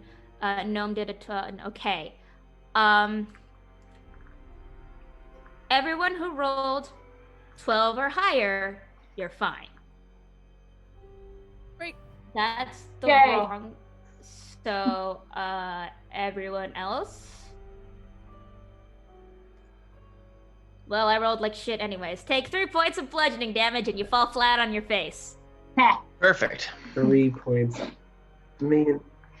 Did we have a rest between sessions? Or Oh, we did not rest, did we? I will say yes, you do. You two will always get restored a full health between sessions, because I'm not that mean. I too, Bless. as a DM, forget to give regular players rest. I understand. Thank you. I remember. I was there for that. Cat. Yeah, so yeah, you will just say for Stan, just because it's less, it's just more fun for that way, just to enable y'all to do cool things. Y'all get a long rest in between games. Time is weird. It's fine. It's the Feywild. I can hand wave it off. I'm God. That's fair. Yeah, that's a good mood. Can't argue with that. So you suddenly, all of you, without warning, because Friday doesn't warn you, you just feel the earth move, and then everyone except Sadie and Sir Tarragon just sort of like stumble and like fall onto this ground, and you're once again out into the cold twilight mists. You can like, you're kind of face down into like this field of grass. You are far away from a path. You can just sort of see these moonlight orbs sort of bobbing around you. Dark, inky black sort of plains and just even darker dirt. Sort of that black that almost doesn't look like it's there because it absorbs so much light. That's what the dirt looks like here. You can sort of, as you stand up, you can see in the very distance kind of the silhouette of the signpost against sort of the pinkish purple of the sky. You are very much off the path, but that's where you kind of find yourselves. You hear a very disgruntled squawk from 12 as 12 settles on Friday's head. Why? Will this work? Oh god, no. Oh god, Scrat, don't do this. Scrat, I'm afraid you're gonna hurt yourself. Scrat! Amazing. Worth. Totally worth. Absolutely. Why did you do that? Why? Why? Why? Ow, not so loud, you're close to my ear. I thought it would be, like a new way of getting around. Skip all the encounters you may find on the journey. Laurent will be standing, was on his knees and hands in the grass, standing up, sputter some of these, bracken leaves out of his mouth, and then afterwards just stands up and be like, oh, of course, you said it was time, but time and space here are the same? So we've moved us through time? It's astounding. He made a mistake. Or she made a mistake. Thank you. Well, I think we're here, though, aren't we? You should not mess with time like that. It is very broken. Well, if The it bird works... is right. The bird is right. If it works, I'm gonna call Antimony. Need my flight. I would... for the time bending business, did my familiar come through with it? Your familiar was outside, so no. Oh no, that's right. You left your familiar outside the room, I can poof her, and then I think I can summon her again. And in fact, I can do a rushed incantation. I think I'll burn my first rushed incantation just so I can snap my fingers. All right. And she'll be back. And you have a very disgruntled owl suddenly. Sorry, Annie, sorry. We left a little more suddenly than expected. How are you? Can I, on the back again real quick? And just sort of it's very grumpy owl face. I'll ruffle her feathers up near her top of the head. You're a champion, Annie, you're a champion. And then lets you get back on.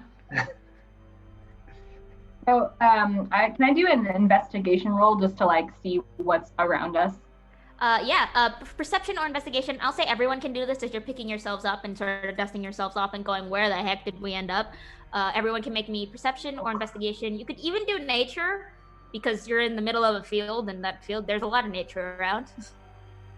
There's a 12 on my investigation. 9 investigation. 12, 9. An 11 from Darren. Friday, did you want to make one? Really well loading about it. Well, I expected nothing less from Sadie. Always aware. Constant vigilance. Got some Mad Eye Moody going over there. Yeah. I'm going to take you off of my head now. Yeah, you didn't. Hey, Mac speaking. You didn't have to do that. But it was cool. Oh yeah, it was cool, and it'll make for some great gifts. But what? I was laughing at the idea of the gifts. Roll me perception or investigation if you would like to look around. Yeah, sure. You're great at investigating. I'm actually not bad at Didn't- perception. Okay. So let's see, and then if I remember correctly, Lauren, you rolled an 8. Lauren, what did you roll? Oh, sorry. Was it- Sorry, I was reading the thing. I had a 12, sorry. Okay, 12. And then was it Sir Tarragon that rolled the 8? I heard an 8 somewhere. Yeah, I rolled an 8. Okay. Cool. So, Oh wait, sorry. No, it was 9. My Okay. apologies. Yeah. Doesn't really change the result. You both, Sadie, this all looks the same. It's all grass. It's fine. Sir Tarragon, as you're looking around, you can see the silhouette of the signpost in the distance, and you can sort of see the dip in the ground where the path goes. From your vantage height, especially because your flight path has been kind of disrupted by the time jumping. It's hard to see kind of above the grass and such. With the 11 and the 15, especially because you're standing now and you've picked yourself up, you can see over this tall sea of grass. And as you sort of look and you can see these moonlit orbs sort of bobbing, you can see glimpses of like red sort of in the distance, sort of toward your toward your right, that way, right. Eastways? If east was a direction in the Feywild, yes, Oh. but springward it would be the actual direction because space is weird. Yes. So that way, I'm pointing to your right. You can see like sort of this like that flecks of red and purple, and like almost you can see the black grass sort of peter out into more colorful spots. So you can see like bits of nothing green, oddly enough, but very much like blues and reds and purples, even some whites, very cool toned. But you can start seeing little blossoms sort of in the distance. Okay. Let me double check my spells here. I have a possible idea. But more importantly, I see that it looks like we have some of our red flowers that direction, I spy. And doesn't look like there's any creatures about.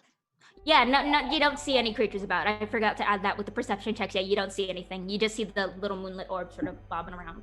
Can I fly over there and use detect magic? And since I have mystical vision, detect magic is at will. Oh, yeah. Okay. Yes. Ooh. I have to look up something. Does that spend a thing? Because I can cast detect magic as a ritual. They would take 10 I minutes. will say, yeah, Unless I it'll rush take it. 10 minutes. It will take 10 minutes. And you can cast detect magic at will though, so that'll be instant. You can fly over. Does anyone follow? It's a little bit of a distance. So. I'll fly over as well. Okay. Does anyone stay behind? I suppose is a better question. I will go with, but I'm gonna keep wary watch of everything around. Okay. What's your passive perception? 15. Okay, cool. That's what I thought. Sadie, I'm assuming you're following the group because that's what Sadie does. Okay. Yeah, you can ping detect magic. Is there anything you want to do in between I'll say it's about 60 feet from it's about 100-ish feet from where you ended up and then the field. So you've got a little bit of time. If there's anything you wanted to do in between getting to the field or not, or anything you wanted to talk about. If not, we can just go straight to the field. I'm just gonna go straight to the field. Okay. Flying. Yeah. Okay. As you sort of go over this field, you ping detect magic. Other than sort of the ambient sort of fey magic of the Feywild, you don't get anything from the field. You get a couple of pings of magic. You get one big ping of magic from 12, this little mechanical bird, just sort of flying around. It's not any specific sort of magic. It is just more of like, this is a magical creature, which you kind of got because 12's a talking bird. Right. There is I'm gonna have to look this up. There is magic coming off of Friday's back in the halberd. Mm-hmm. And there is that same sort of the magic that's very similar to 12's magic is around both Friday's and Sadie's wrists where the watches are. I'm gonna look up the magic you get off Friday's back. Okay. What spell were you looking up? Just looking up magic circle. It's So- transmutation magic you get off of Friday's back. Oh. Interesting. Oh. Did this halberd used to be something else? Like, was this like? Oh, okay. It's not like you. It's I will say because it is detect magic. You can get like, it's not transmutation magic that is like imbued in the halberd. It's more like, or it's like it's not transmutation magic because the halberd has been transformed from something not a halberd to a halberd. It's more like it has a protective like shield, a sheen of transmutation magic around it. That if it was to strike something, it might release magic out. Ooh, okay. Okay. That's cool. Did I detect any magic around the flowers though? Nope. Okay. Thank you very much in chat. We've got a hype train running. I believe the intention is to get to the level 4 to get Mackenzie trying out her new deck of many. We're going to need some bits and donations to get there. Good luck, everyone. Keep your hands and arms inside the train car at all times. But most importantly, stay hype, get hype, hype, hype, hype, brave. Thank you. Manos, brazos, pies y piernas dentro de la tren. Del tren. Yeah, I know my Spanish. See. Where was it? As we go into the field, does anyone else want to do like an investigation? Does have anything else anyone wants to do as they look around? I did have a question about the flowers. So how big are the flowers in comparison to me? Do they dwarf me completely, or is it just... They're like baby's breath, but red. They're like what? I'm sorry? Baby's breath. I don't know the size of baby's breath. I'm sorry. They're like the little, like, you know, when you get bouquets, they're the little like sprig of like white, like the filler flower. Okay. That's what they look like. Okay. That's the technical term. I don't know how to word. That's what they are, though. They're just. No one likes them. They're just there. No one purposefully gets baby's breath. It's just there. Dennis, if you happen to be in chat, I just want you to know that all those times you bought Mackenzie flowers were potentially He has wasted. never gotten me baby's breath. And clearly that was a good choice. Okay. Yeah, so they're really small.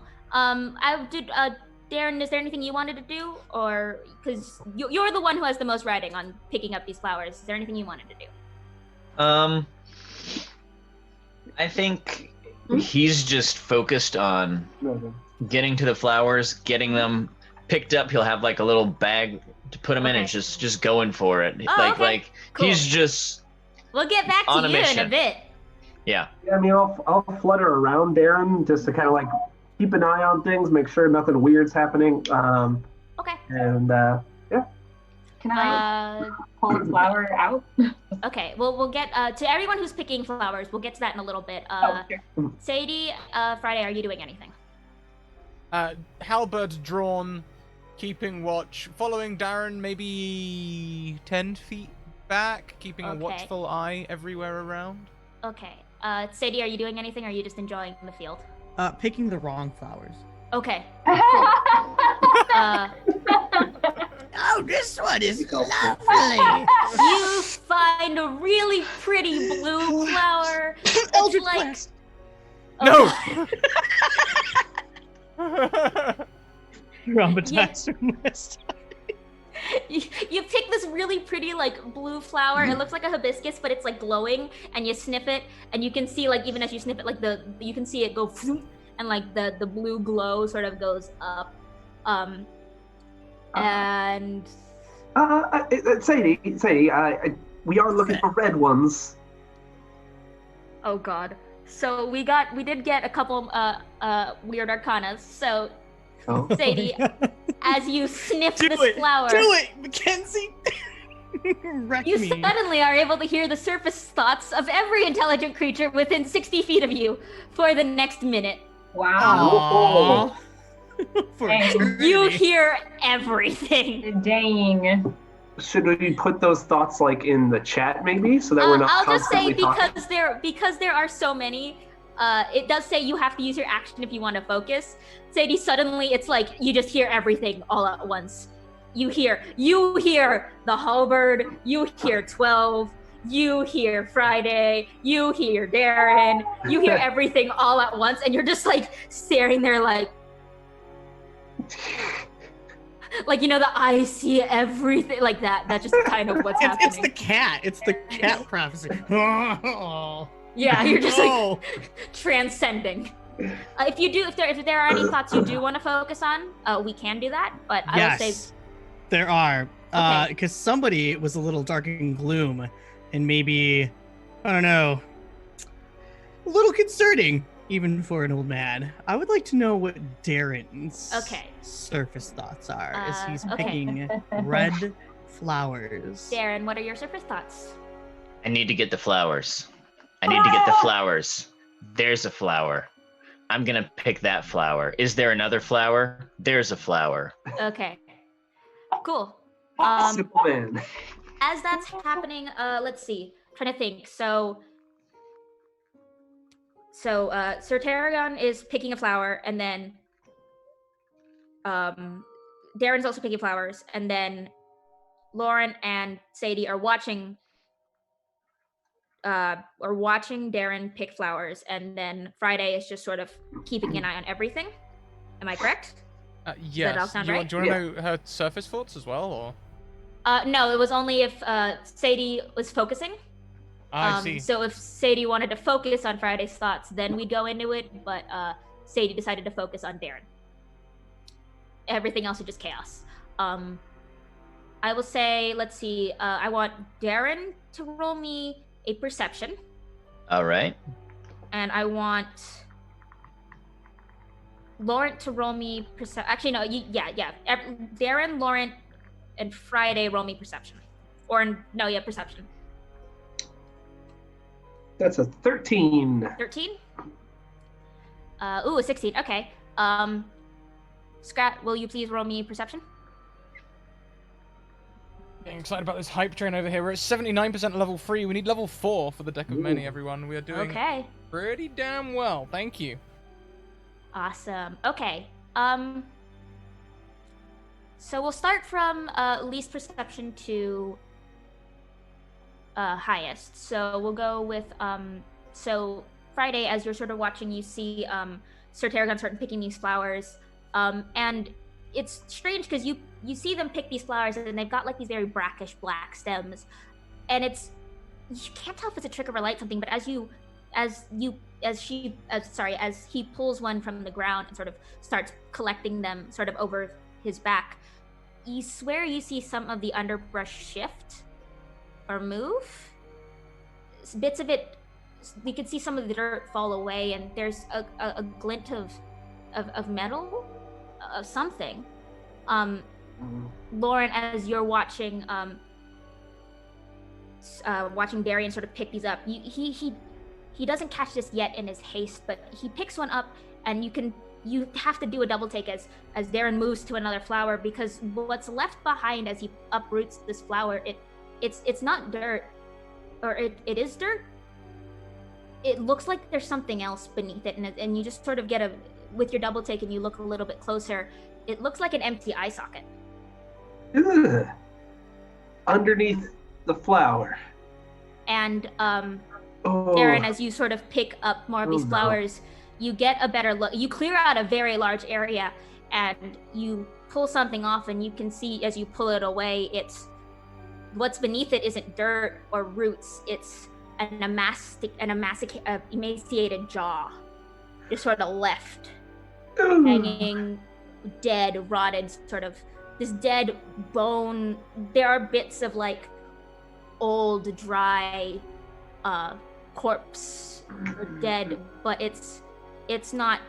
It's so ancient, and you can see like the flowers have completely overgrown, taken over this body. You can see bits of the armor beneath these flowers, and then you see the flowers sort of shift and move. And Terry, you notice this now too, as you pull up a flower and you're kind of on the ground. You see this mound of flowers suddenly shift and move and grow, and you can see it just sort of form this mimicry of a humanoid shape. There's no mouth or no eyes, but it's just sort of like this undulating like spirit, completely made of these red flowers. And I'll need everyone to roll me some initiative. Immediately shouting, "Oh, Terry, get back!"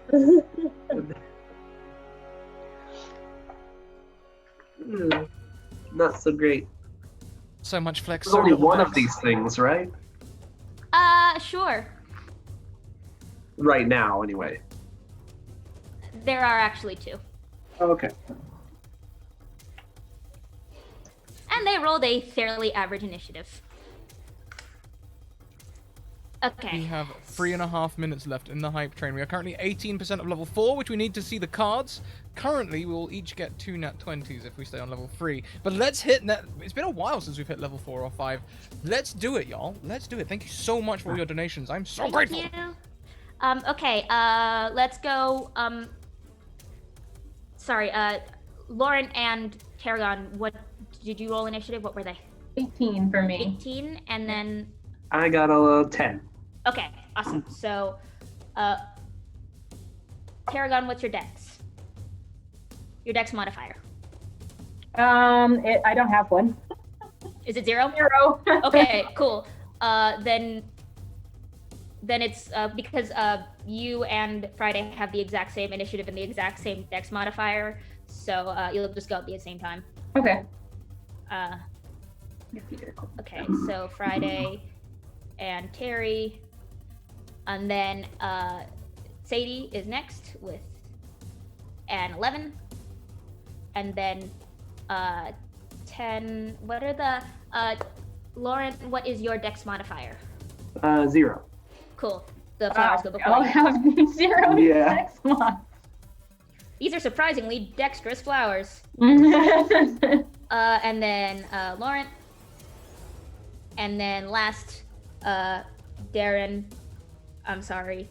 That's so fine. Up first, as you see 2 of these shapes sort of rise up out of the ground as you would like, and you can see actually like bits of their form missing where you had plucked some of the flowers. Friday and Tarragon, you are up first. What would you like to do? Okay, let me take a look at my spells. Oh boy. Actually, first thing I want to do is did I actually manage to grab the flower? Is it out of the ground? You have a couple flowers. You have gotten Okay. a couple flowers. Okay, cool. I'm just gonna put them in like my shirt. Yeah, that's a free And- action. Okay, I'm gonna put them in my shirt and I'm going to try to get as far off the ground as I can. Okay, I think you have I don't know what your flight speed is, but yeah, you can move up. Yes. Okay, so yeah, you can move. Would you like to attack or? No. Okay, so is there anything else you want to do on your turn? Other than fly? Not attacking yet? No, I'm not attacking yet. So, yeah, I'm just gonna fly. No. Okay, I'm good. awesome. Friday, it is your turn then. What would you like to do? And sorry, are they within range? Yeah, you were right next to the one that was next to there, and so I would say there's one that is in range of. Oh no, you were next to. I was staying about 10 Oh. feet back from Darren. That was my. Okay, I will say because you were sort of surveying everything. The one is currently in melee range of Terry and you, and then the other is in melee range of Lauren and Darren. And then Sadie is just sort of in the middle, picking flowers that were neither of those things. So you are within melee range for one. I will run towards the one I'm within melee range, and anyone, probably as I'm running past Darren, he may just about hear under my breath, all I want to do is pick some damn flowers, and that will be my version of raging as a bonus action. Thank you so much, everyone. We hit level 3 hype train. That's 2 nat 20s for everyone around the table. Thank you so much for all of your hype. I appreciate you. You can use those as you see fit. I'll add them to the overlay shortly. I'm going to be. I've already drawn Al, and I'm going to dive past the one within range is by Darren, right? The one in range is by Terry. By Terry. Then I will dive past Terry, lancing out with. Oh, or do I want to reach? You do have reach. And also Terry's like above you, I think, because they have he flew high. Okay, so I will go up to just like under Terry, and I will lance first around with the left, whipping the blade around, sort of missing Terry, hitting the enemy. Okay. Are you doing this recklessly? Yeah. Okay, I figured. Do you know, I'm gonna burn my nat 20 straight up. Okay. Then you don't get your reckless attack bonus. I don't. If you use a nat 20, you're not rolling. I have to state it before my first attack, though. So even if I Okay. use my nat 20, I still want it to be reckless so that all of my attacks until my next round still get advantage. Okay. Then you don't roll on the table for this one. Okay. Oh then- wait, shit! This is a nat 20. Okay, hold on. Sorry, I just realized something about Al. Don't worry about it. It's fine. Great. So. Oh, good. This is good. We're excited about this. Roll your nat. Roll that. There you go. There's a nat 20. Does it roll damage? Roll damage for me. Awesome. Roll me 1d20. Easy. Have another 20. Boom. What the hell? Dropping 20s left, right, and center. What the hell? Okay, hold up. Hold up. Okay. So, you swing at this thing. And as you swing at it, you hit. You are frustrated. These flowers. This is not what flowers should be doing, yo. And so you swing it, and you hear Al go, "Yeah!" And as it hits, there is this sudden cacophonous boom, and for a moment, this large sort of swarm of flowers is encompassed by this sort of purple-black energy. And when it dissipates, the flowers are gone, and a rabbit is in its place. A rabbit is in the. Is it like the flower? Even the flowers in my shirt? No, just the flowers that were part of the blossom. Oh, The okay. flowers that are part of the swarm have been polymorphed into a rabbit because that's what Al can do on a crit. Nice. Polymorphs. Okay. I would like to swing for my second attack. At the rabbit? Oh.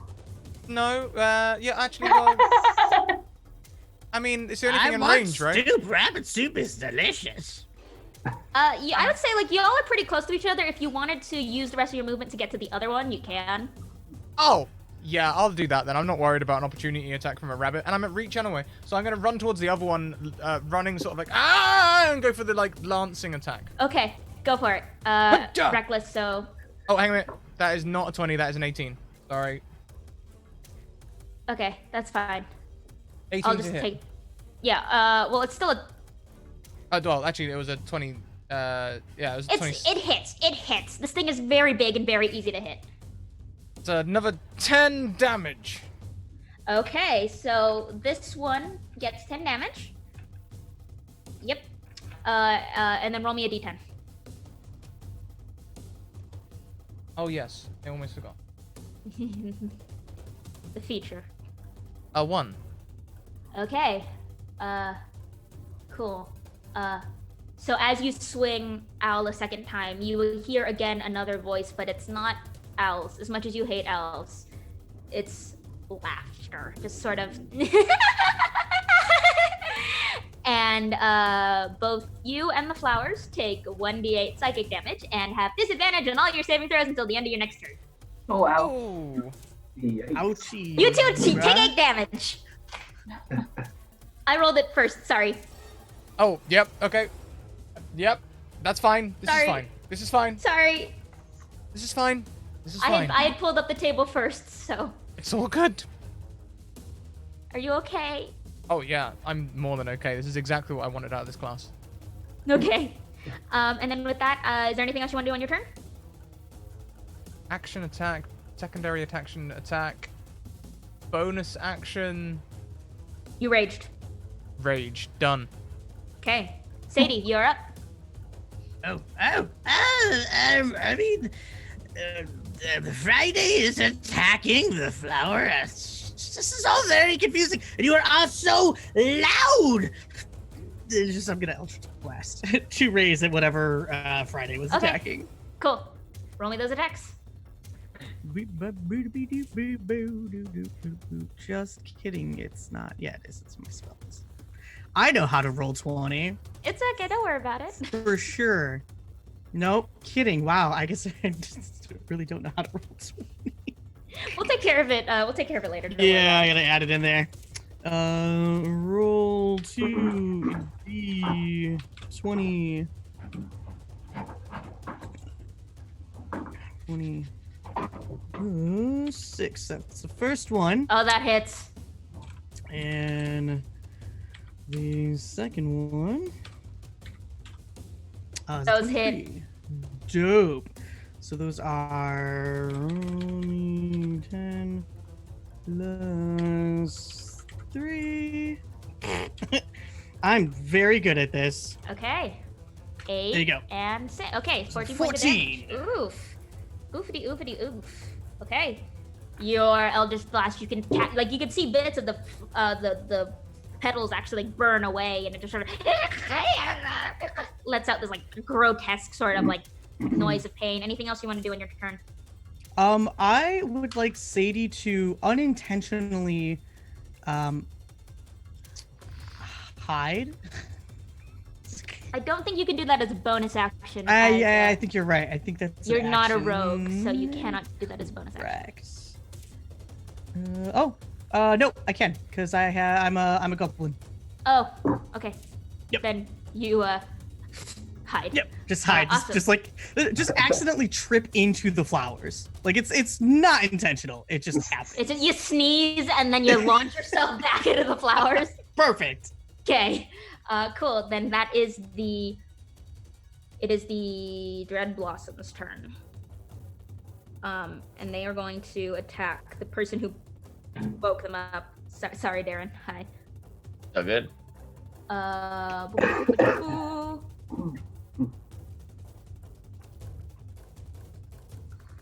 Well, it's a nat 1, damn it. Ah! They don't hit. Nothing happens. That's I swear these flowers are cool, y'all. I swear. Yeah, you could, Darren, you suddenly feel this swarm of petals just sort of like latch around you. You can feel them sort of claw and like scrape at your skin and your armor, but nothing seems to be latching. Lauren, it's your turn as you watch this swarm just sort of swallow Darren. Oh god! So there's multiple dread blossoms. It's like every dread blossom is a flower, and it's just like a big collection of these little tiny flowers. There's a singular swarm you're fighting. I see. I have. If it's a singular swarm, it counts as one enemy, right? Yes. Okay. Then I will go ahead and panicking. Still on back of my owl, I'll lean back, reach into my coat, take out my blue book that I use for fighting, a little pocket book, with some kind of like eldritch sign on the back, and flip it open, and honestly, probably just gonna crack off a couple eldritch blasts, because my other option was to try to use Arms of Hadar, but if I'm only fighting one guy, no point. Yep. Okay. So, 2 blasts. Yeah. Roll those Eldritch Blasts for me. Gotcha. One is a 19, That'll hit. and the other is a 21. Both will hit. Excellent. So that's 2d10. What do your Eldritch Blasts look like? Because we've seen Sadie's Eldritch Blast. It's a purpley it's a purple sneeze essentially. What does Lauren's Eldritch Blast looks like?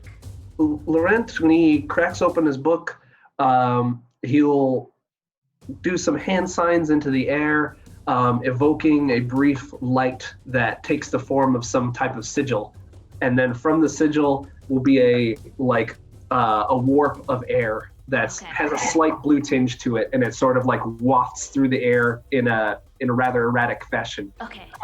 Think if you played Dark Souls, think the weird little soul blasts you could shoot. Okay. Roll me that damage as these things sort of, and unlike with Sadie's, as they had almost charred the petals that form the swarm, these just sort of bluster away like a huge chunk, almost like a massive gust of wind, to sort of poof, poof. You can see now it's like one caught the side of its what is like the swarm sort of head, and now it's got like this like caved in sort of skull-like shape on the front of it. What was the damage on that? I had 6 on one and 8 on another, so 14. Woo! Yeah, no, I can math. Cool, awesome. Anything else you can do on your turn? Probably fly up as far as I can above the creature while still being in Okay. range.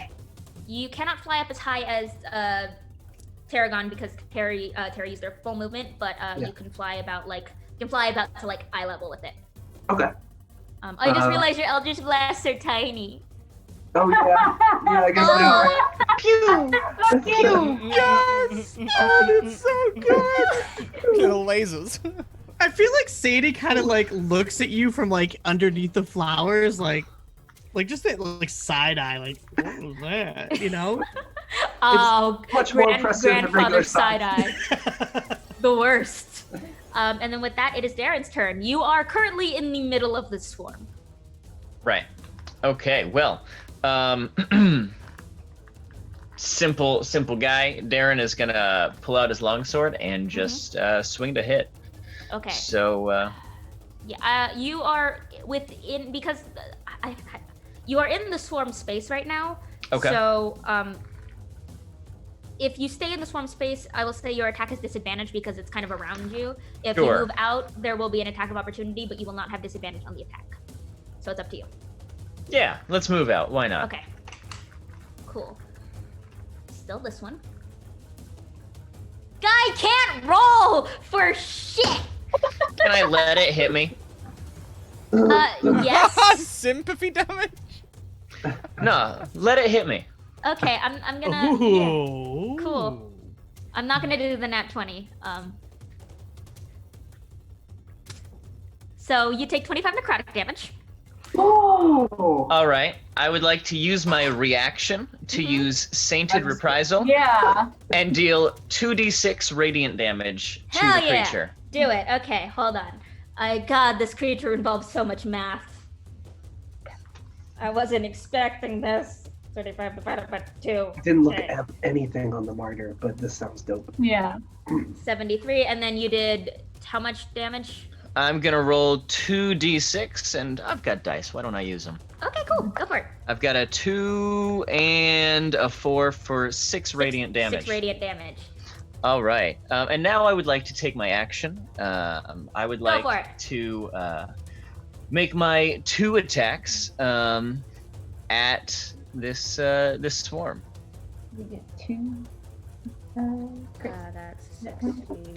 We have one. Okay.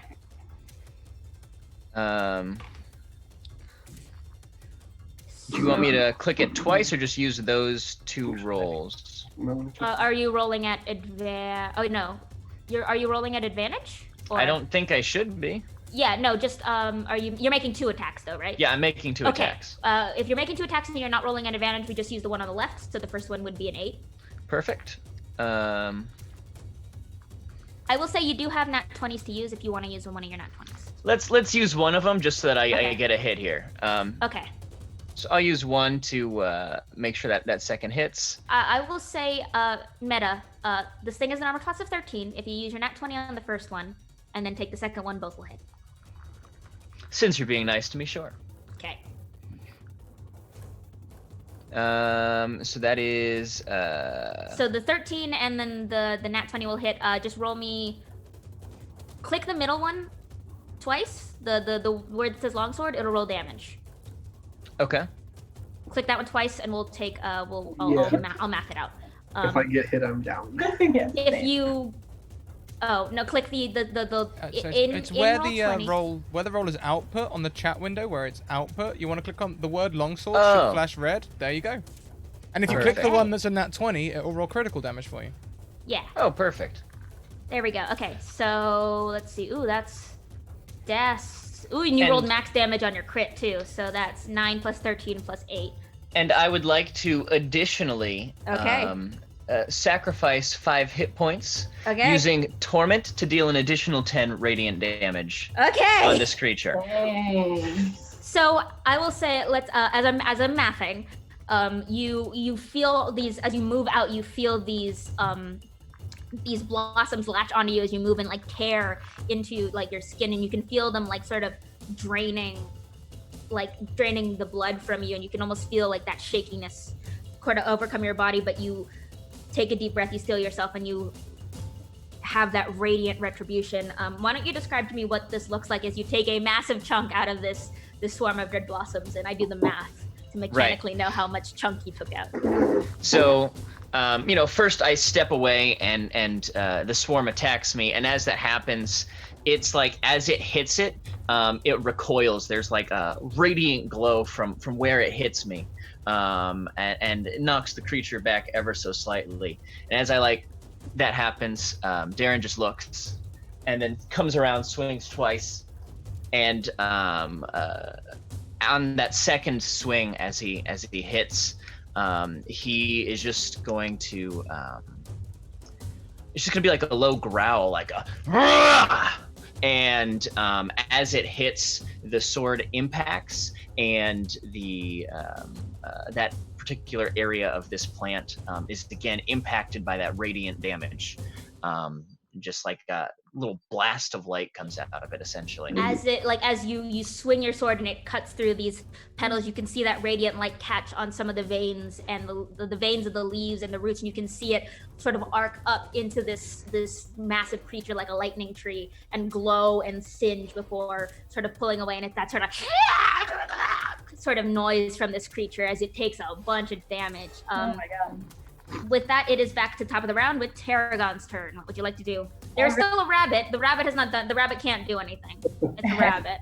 It's off. I think it's lost its intelligence too. So it's just confused, and it's probably hopping off and munching on some flowers. Poor thing. How many baddies are there now? There is one.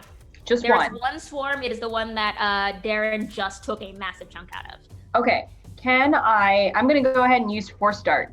Okay. And I'm gonna also use my trick, select fire. So I'm sorry, I don't need to do that because it's only one bad guy, right? Yes. So it's like just one swarm. Never mind.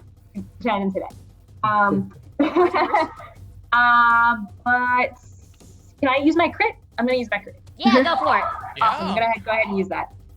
So that means I get 3d10 force damage, right? Because it's originally 1d10. There's another extra d10 for something, I think, for being at 5th level, and then an extra. If you get an extra d10 for being at 5th level, then it's 4d10 because you double all your yeah, we'll just say it's fine. Roll 4d10. Okay, nice. That sounds great. I will. You're using a crit. I'll go with that. We had a hype train for this, man. We had a hype train, yo. We gotta go for it. We gotta be hype. We gotta match that hype with the amount of dice we're rolling. Okay, so I've got, let's see, that's 8 plus 10 is 18, Okay. 19, 20, 21, 22, 23, 24, 25, 26, 27, 28. Okay. Yep, and 9 and 1. How does this look as you kill it? Okay, so I am gonna fly up and do the flourish in the air and just throw 4 starts at it. So 1, 2, 3, and 4. Ooh, and it's like, what color are they? They're gonna be a bright pink.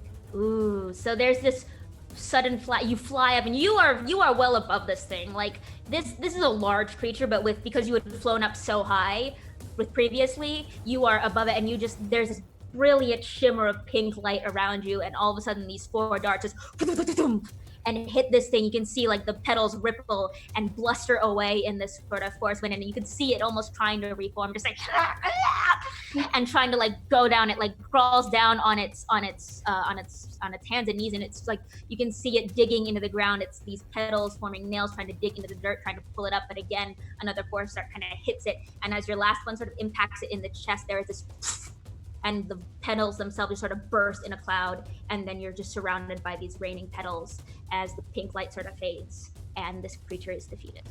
All right. Well, that is the magic that I wrote about from that battle you fought on the field of Farthen. Yeah. Did you see what I did with the blue? It was very impressive. Thank you. For the rest of you, you still were able to collect some flowers, and actually from the wreckage of this, you are able to collect some more of those petals. Is there anything else you would like to do Wait, you're far away in from the aftermath. So I'd be like, it's very impressive. Not that far away.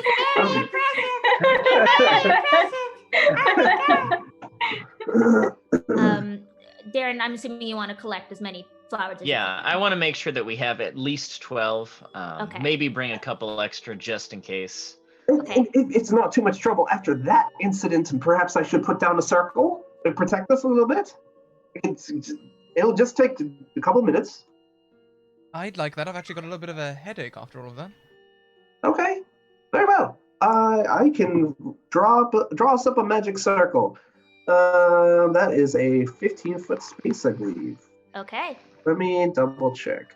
And my ideal situation here is that we find a nice little thicket of more of these red flowers, and I want to put the magic circle around the flowers so that and invert it. So in case these flowers come up, we got to trap whatever it is. Ooh, okay, that can happen. So as you're gathering more of these flowers, I'd say like before you were able to like gather like before the attack happened, Tarragon was able to grab one, and then Darren was able to grab three. Now that you've sort of encased a little bubble in there, you're able to like reach in and grab more than 12. You're able to grab a bunch, and you see this creature sort of like rise up and try to like swarm, and then you can just see it like bonk against the borders of this magic circle and just start and sort of like wiggle.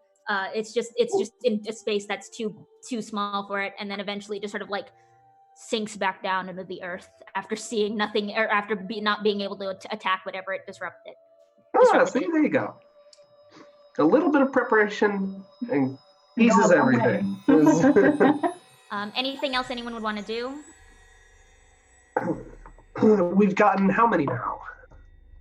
I'd say by now, with the time it took you to make your circle, and then like sort of watching the couple creatures within that circle try and rise up, you definitely have more than 12. Maybe I'd say 14. Oh wow, We're plenty. Yeah, you have plenty. Yeah. Okay, I think that it's probably a smart idea to vacate this area. Sure. Are you all familiar with the term "don't put all your eggs in one basket"? Maybe we should split the flowers into threes and twos, and each carry 2 or 3 each. Not a bad idea. Sure. And All right. Tiffany, if you would, my owl can take 2 sprigs, since they're probably too large for me to comfortably. I'd be like having it in like my arms. I imagine they're like, I see them like slung on your back, like a quiver of arrows, like these massive like stalks of flowers. Okay, Yeah. I like that. Yeah. So are y'all heading back? I hold up the watch. Shall I? Maybe we'll listen to the parrot Can I this time? Careful. Can I? I think we Okay. should maybe listen to the birds. They're telling us not to. There's people whispering all the time. And the sword whispers, and this one just really likes the flowers. We're good. Hold Well, and I on. mean, on the other hand, I do want to see it work again. Yeah. Forgot. There was one other wild magic surge that I forgot. A weird arcana. So as Oh, we do? as So apt. no, don't worry about it.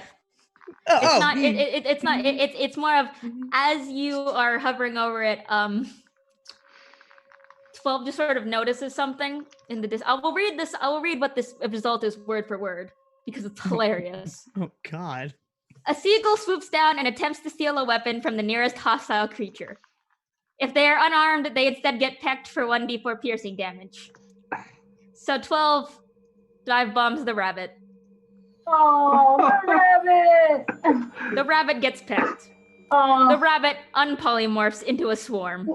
oh no! Oh no! And at that moment, Sadie slams the watch. So I will say because the chaos of the weird arcana happened and you're watching that happen, you're not as careful. So roll me a charisma check with your proficiency bonus, but at disadvantage.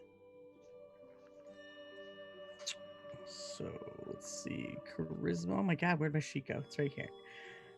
Charisma. It just double rolls it. Well, You're a warlock, so this. My boy is a warlock. A charming old man he is. You slam the watch, and I think Friday feels this the most. Friday, you feel your watch spin wildly. Friday, you feel sick. You feel like you're gonna be motion sick. Mm. Everyone else, though, it feels fine. There's like a flash of gold light that sort of emanates from Sadie's watch, and unlike with when Fridays had yanked you and it felt jerky and like unprepared, this feels a little smoother. You still feel that sort of lurch in your stomach, but it doesn't feel as jarring, and you sort of, there's a gentle sort of set down as you poof back into the living room of Grandma Three's house, and you can see Grandma herself sitting in the chair you left her, fingers steepled, eyes glossy and smile wide. Friday, you feel sick. No. And my grandchildren wanted to take my license from me. Bah!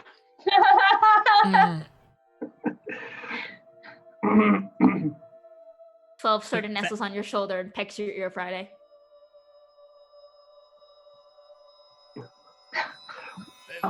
Friday, if you bend forward a bit and put your head between your knees. I've got some ginger. Do you want ginger? Ginger, yeah, that'd be great, actually. Ginger ale?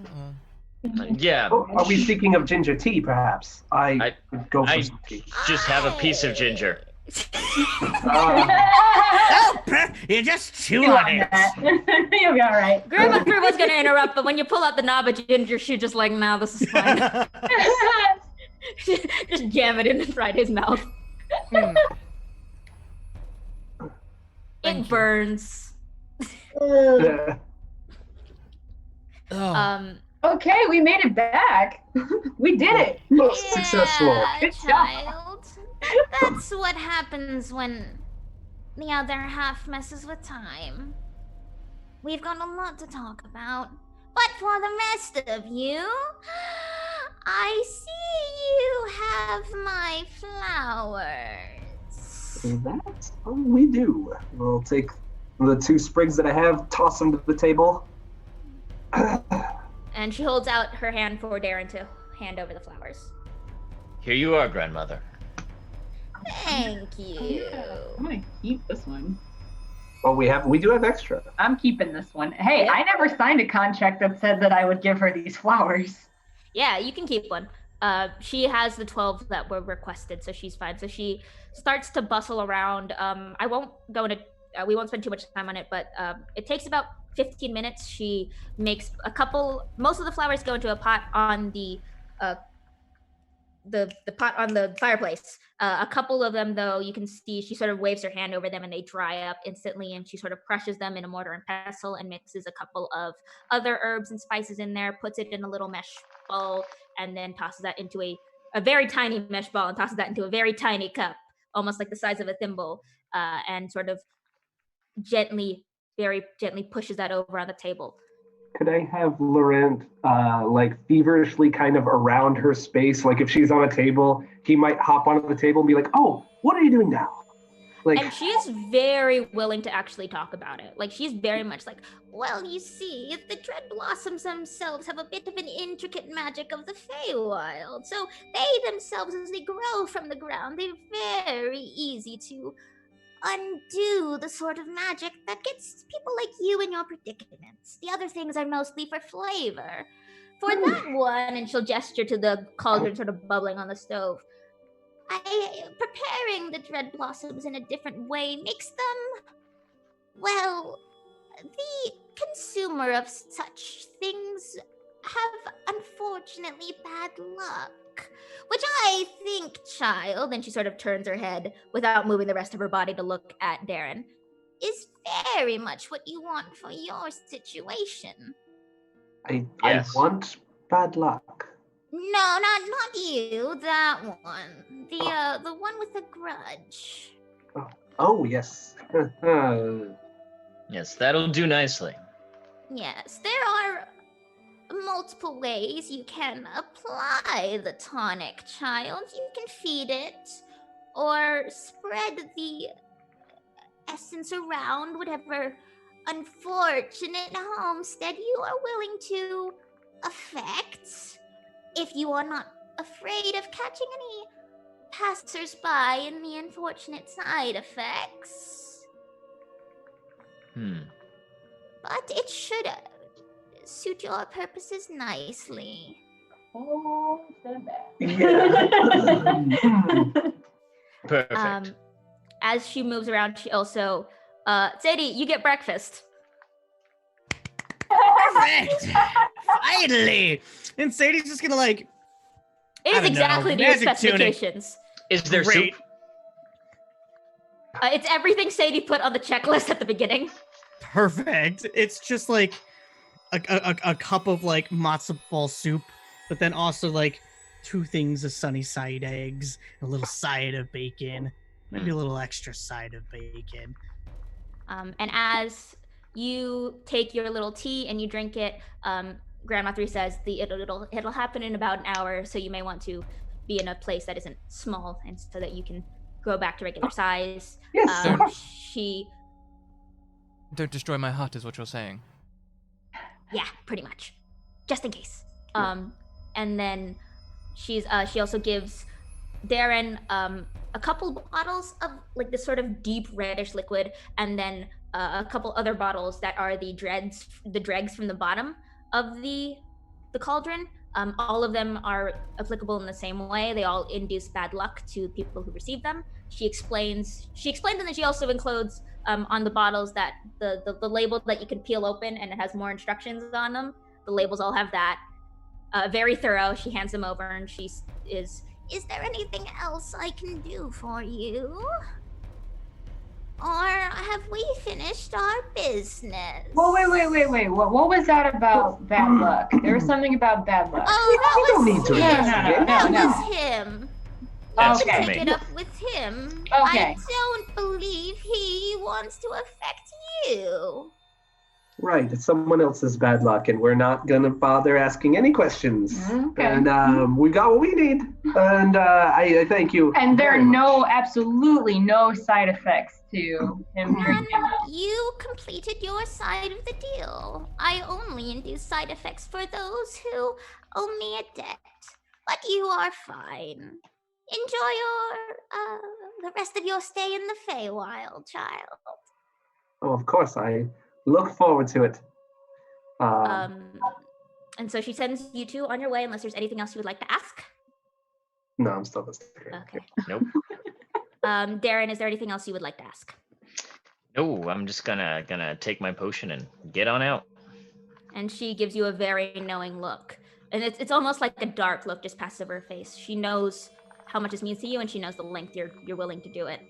And it's just that sort of, everything you do with that after you pass through my door is not my responsibility, child. You will do well to remember that. Understood. Have a wonderful day. You as well, grandmother. I did have a question. She prepared me the tea, so it's already hot and ready, so I would drink it now. You can drink it now, and the effect will take in. It'll set in about an hour, so you have time to like get back and gather your stuff. If she gave me a tiny little cup, Yeah. I would. I think I'll. It's like a head thimble. outside. Yeah, Yeah. I'll head Okay. outside with Terry, and we'll have a chat, and I'll Okay. contemplate. Okay. So as Sadie is finishing up their food, you see this shadow, Friday, and you're recovering from your nausea. You see the shadow of Grandma 3 sort of swarm around and sort of settle next to you. You read my note, I presume? The card? Friday? Yes. Yes, fixed time. You can't give me the gift that I need, so no debts here. You are walking a very dangerous path. Oh, yes, And the warnings, yes.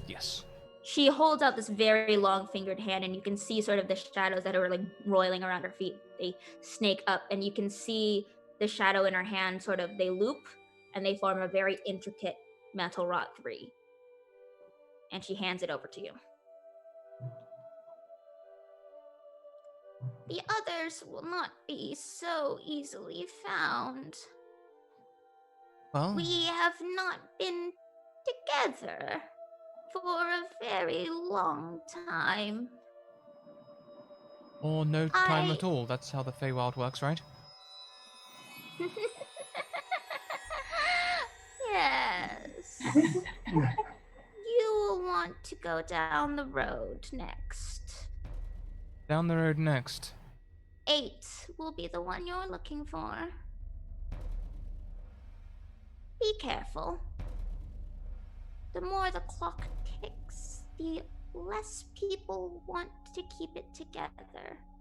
And none of us know who wants us together. And why they broke us in the first place. Be careful.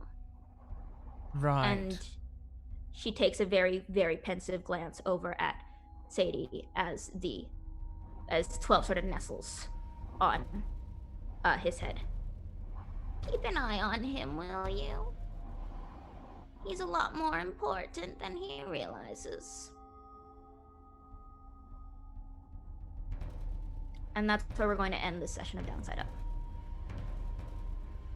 All right. I love it. Cool. Okay. I want to know more about this Regicide Martini. Yeah. I mean, I'm not. I'm here for it. I've got some booze around. We can do something. Okay. So we are going to wrap up here and get ready for our next stream. We're going to go around and say hello to everyone. First, let's just take a quick moment to look through our links. Check out our social links. We have Discord, Twitter, and YouTube. You can go and check them all out. And we have a bunch of sponsors in Hero Forge who provide these lovely minis in full color. We have the Deck of Many, who create the Deck of Many Things, and the Humblewood campaign, which we are playing on Thursdays, playing deer and mousefolk and hedgehogs and all that wonderful stuff. And also we have Mage Hand Press, who made the Dark Matter expansion for 5e. There you are.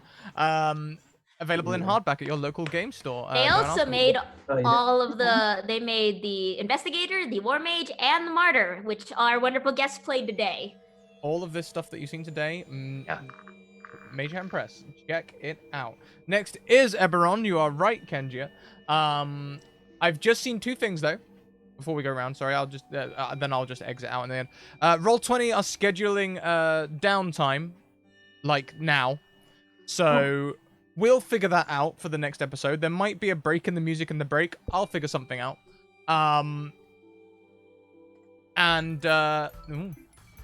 As if on. Sorry. That's okay. Also, I just saw a tweet that Alice just spilt water all over everything. So maybe send Alice a little bit of love, everyone. Send her some love. She's stressed. She's tired. She's stressed. She woke up today early for an appointment that never happened because of COVID. She only got like an hour's sleep or something stupid. Yes. So let's go around and say hello to everyone. We'll go the opposite way around this time and start with Historia Homebrew. Historia. Yes, hi. I'm Historia Homebrew. I am not terribly present on the internet at the moment, but I just made that Twitter the other day. But I am going to be making some DM's Guild submissions under the name. What was your favorite part of the session? Real quick. My favorite part was probably successfully using Magic Circle, because I haven't done that at all in any game, as Magic Circle is just kind of very smart move of it. That was very good. And then otherwise I just love the role play in general. There's like no one role play moment, but I love the characters and their interactions. I like to think that right after I left that cottage, Laurent tripped and spilled the thimble, and then he doesn't get another. And so beautiful. Okay, awesome. That's it. That's the fanfic adventure. Yeah, now. there we go. And let's go over to Celeste. Oh, hi. Tell us where we can find you online and what your favorite part was. All right, so you can find me at I am Celeste1 on Twitter. You can also find me on Facebook as Celestial. That's CELESTE, space TIAL. I'm a cosplayer, so. And favorite part of the campaign, like Laurent said, I really like role playing with you guys. It was a lot of fun. Mackenzie, your voices are really good. Yes. Amazing. Your voices. Also Sadie's a great voice. Yeah, like these voices are really awesome. I could definitely tell that everyone was like really deep into their characters, so I really like them a lot. Awesome. And then let's go. If you give us a link to your Facebook, I can chuck that in the Twitch chat for you. So people Oh can yeah, go sure. and Let me do check that right now. Okay. Yep. And as you're doing that, let's go over to Josh M. Simons. Yeah. Yes. Yeah. I'm Josh. You can find me on Twitter and Instagram as Joshua M. Simons. That's my name. So it's relatively easy to remember. Yeah, I mean, I do have a couple of things out on DM's Guild. I'm working on some other projects, but more often than not, you'll just find me hanging out on Twitter, talking about life, talking about D&D, and just generally telling people how cool they are. So come hang out and I'll tell you you're cool. Mm-hmm. What was your favorite part? I definitely enjoyed interacting with Sadie. I think Sadie is absolutely fun character, especially going for the watch there a couple of times. It was like, is this a bad idea? Yes. Do I really want to see it? Also, yes. Should I let it happen? Maybe not, but let's do it anyways. It was a good time. Awesome. Okay, and then let's go up to Gnome, which I said right, it's Gnome. At one point, I'll mix it up and I'll call you Goblin. Goblin! Who is this? I don't know. Hi, my name is Gnome. You can find me on Twitch, Twitter, and Instagram. I do TTRPG things in the TTRPG spaces. Most notably, I am here every Wednesday. I am over on Unmade Gaming's channel playing Coriolis, where we go and do space things. I'm currently producing a podcast about Coriolis with more space things. And I'm on the Rise of the Demigods podcast. I forget half of the things that I'm part of, but yes. Favorite part of tonight? Oh my god! First, your voices, and I love old hag characters. Like those are my favorite in like any setting. So you just nailed it. It was awesome. Also, like the bro sword. Was just Oh, the bro sword's gonna be here for a long time. So good. And then my last thing, how underdressed we all are compared to the two lovelies here who just came super prepared and look freaking stellar. It's so good. Yeah, I would say like seeing the pauldron and seeing you come in with the ears and the hair, I was just like, yes. Thank you. I will also say everyone doing their things in combat, all it like, I haven't gotten to see a chance to see the martyr class, and I mean I played a war mage, but I haven't gotten a chance to see someone else play it and seeing like the martyr's capability to do like I think he did over like 50 damage in one turn, just completely obliterated this thing. And the war mage's tricks and how they're able to use like very some like all of that was so cool. And just I love playing a hag. Wasn't actually a hag, but hag adjacent.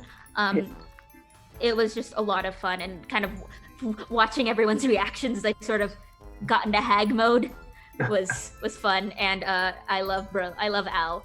I cannot wait for Al to come back. That head tilt. Yeah, that head thing that she does is like, oh, that's so crazy. I love it. But yeah, you can find me over at Mackenzie Lane DA on Twitter.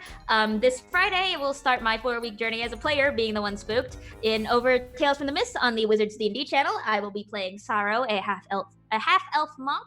It's gonna be my first time playing a monk. It's gonna be super exciting. You can check out my work on DM's Guild as well. My subclass Pneumomancy just reached Copper, which is super exciting. Nice. And I've got a bunch of other stuff sort of coming out that'll happen soon. Scrat, you didn't get to say what your favorite part was. So before we close off, what was your favorite part?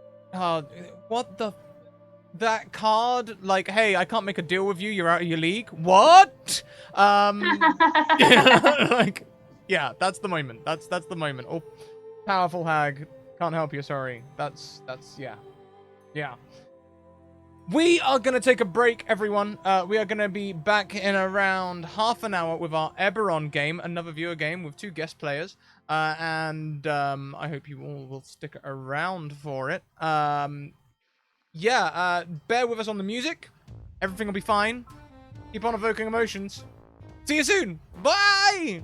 Bye. Bye.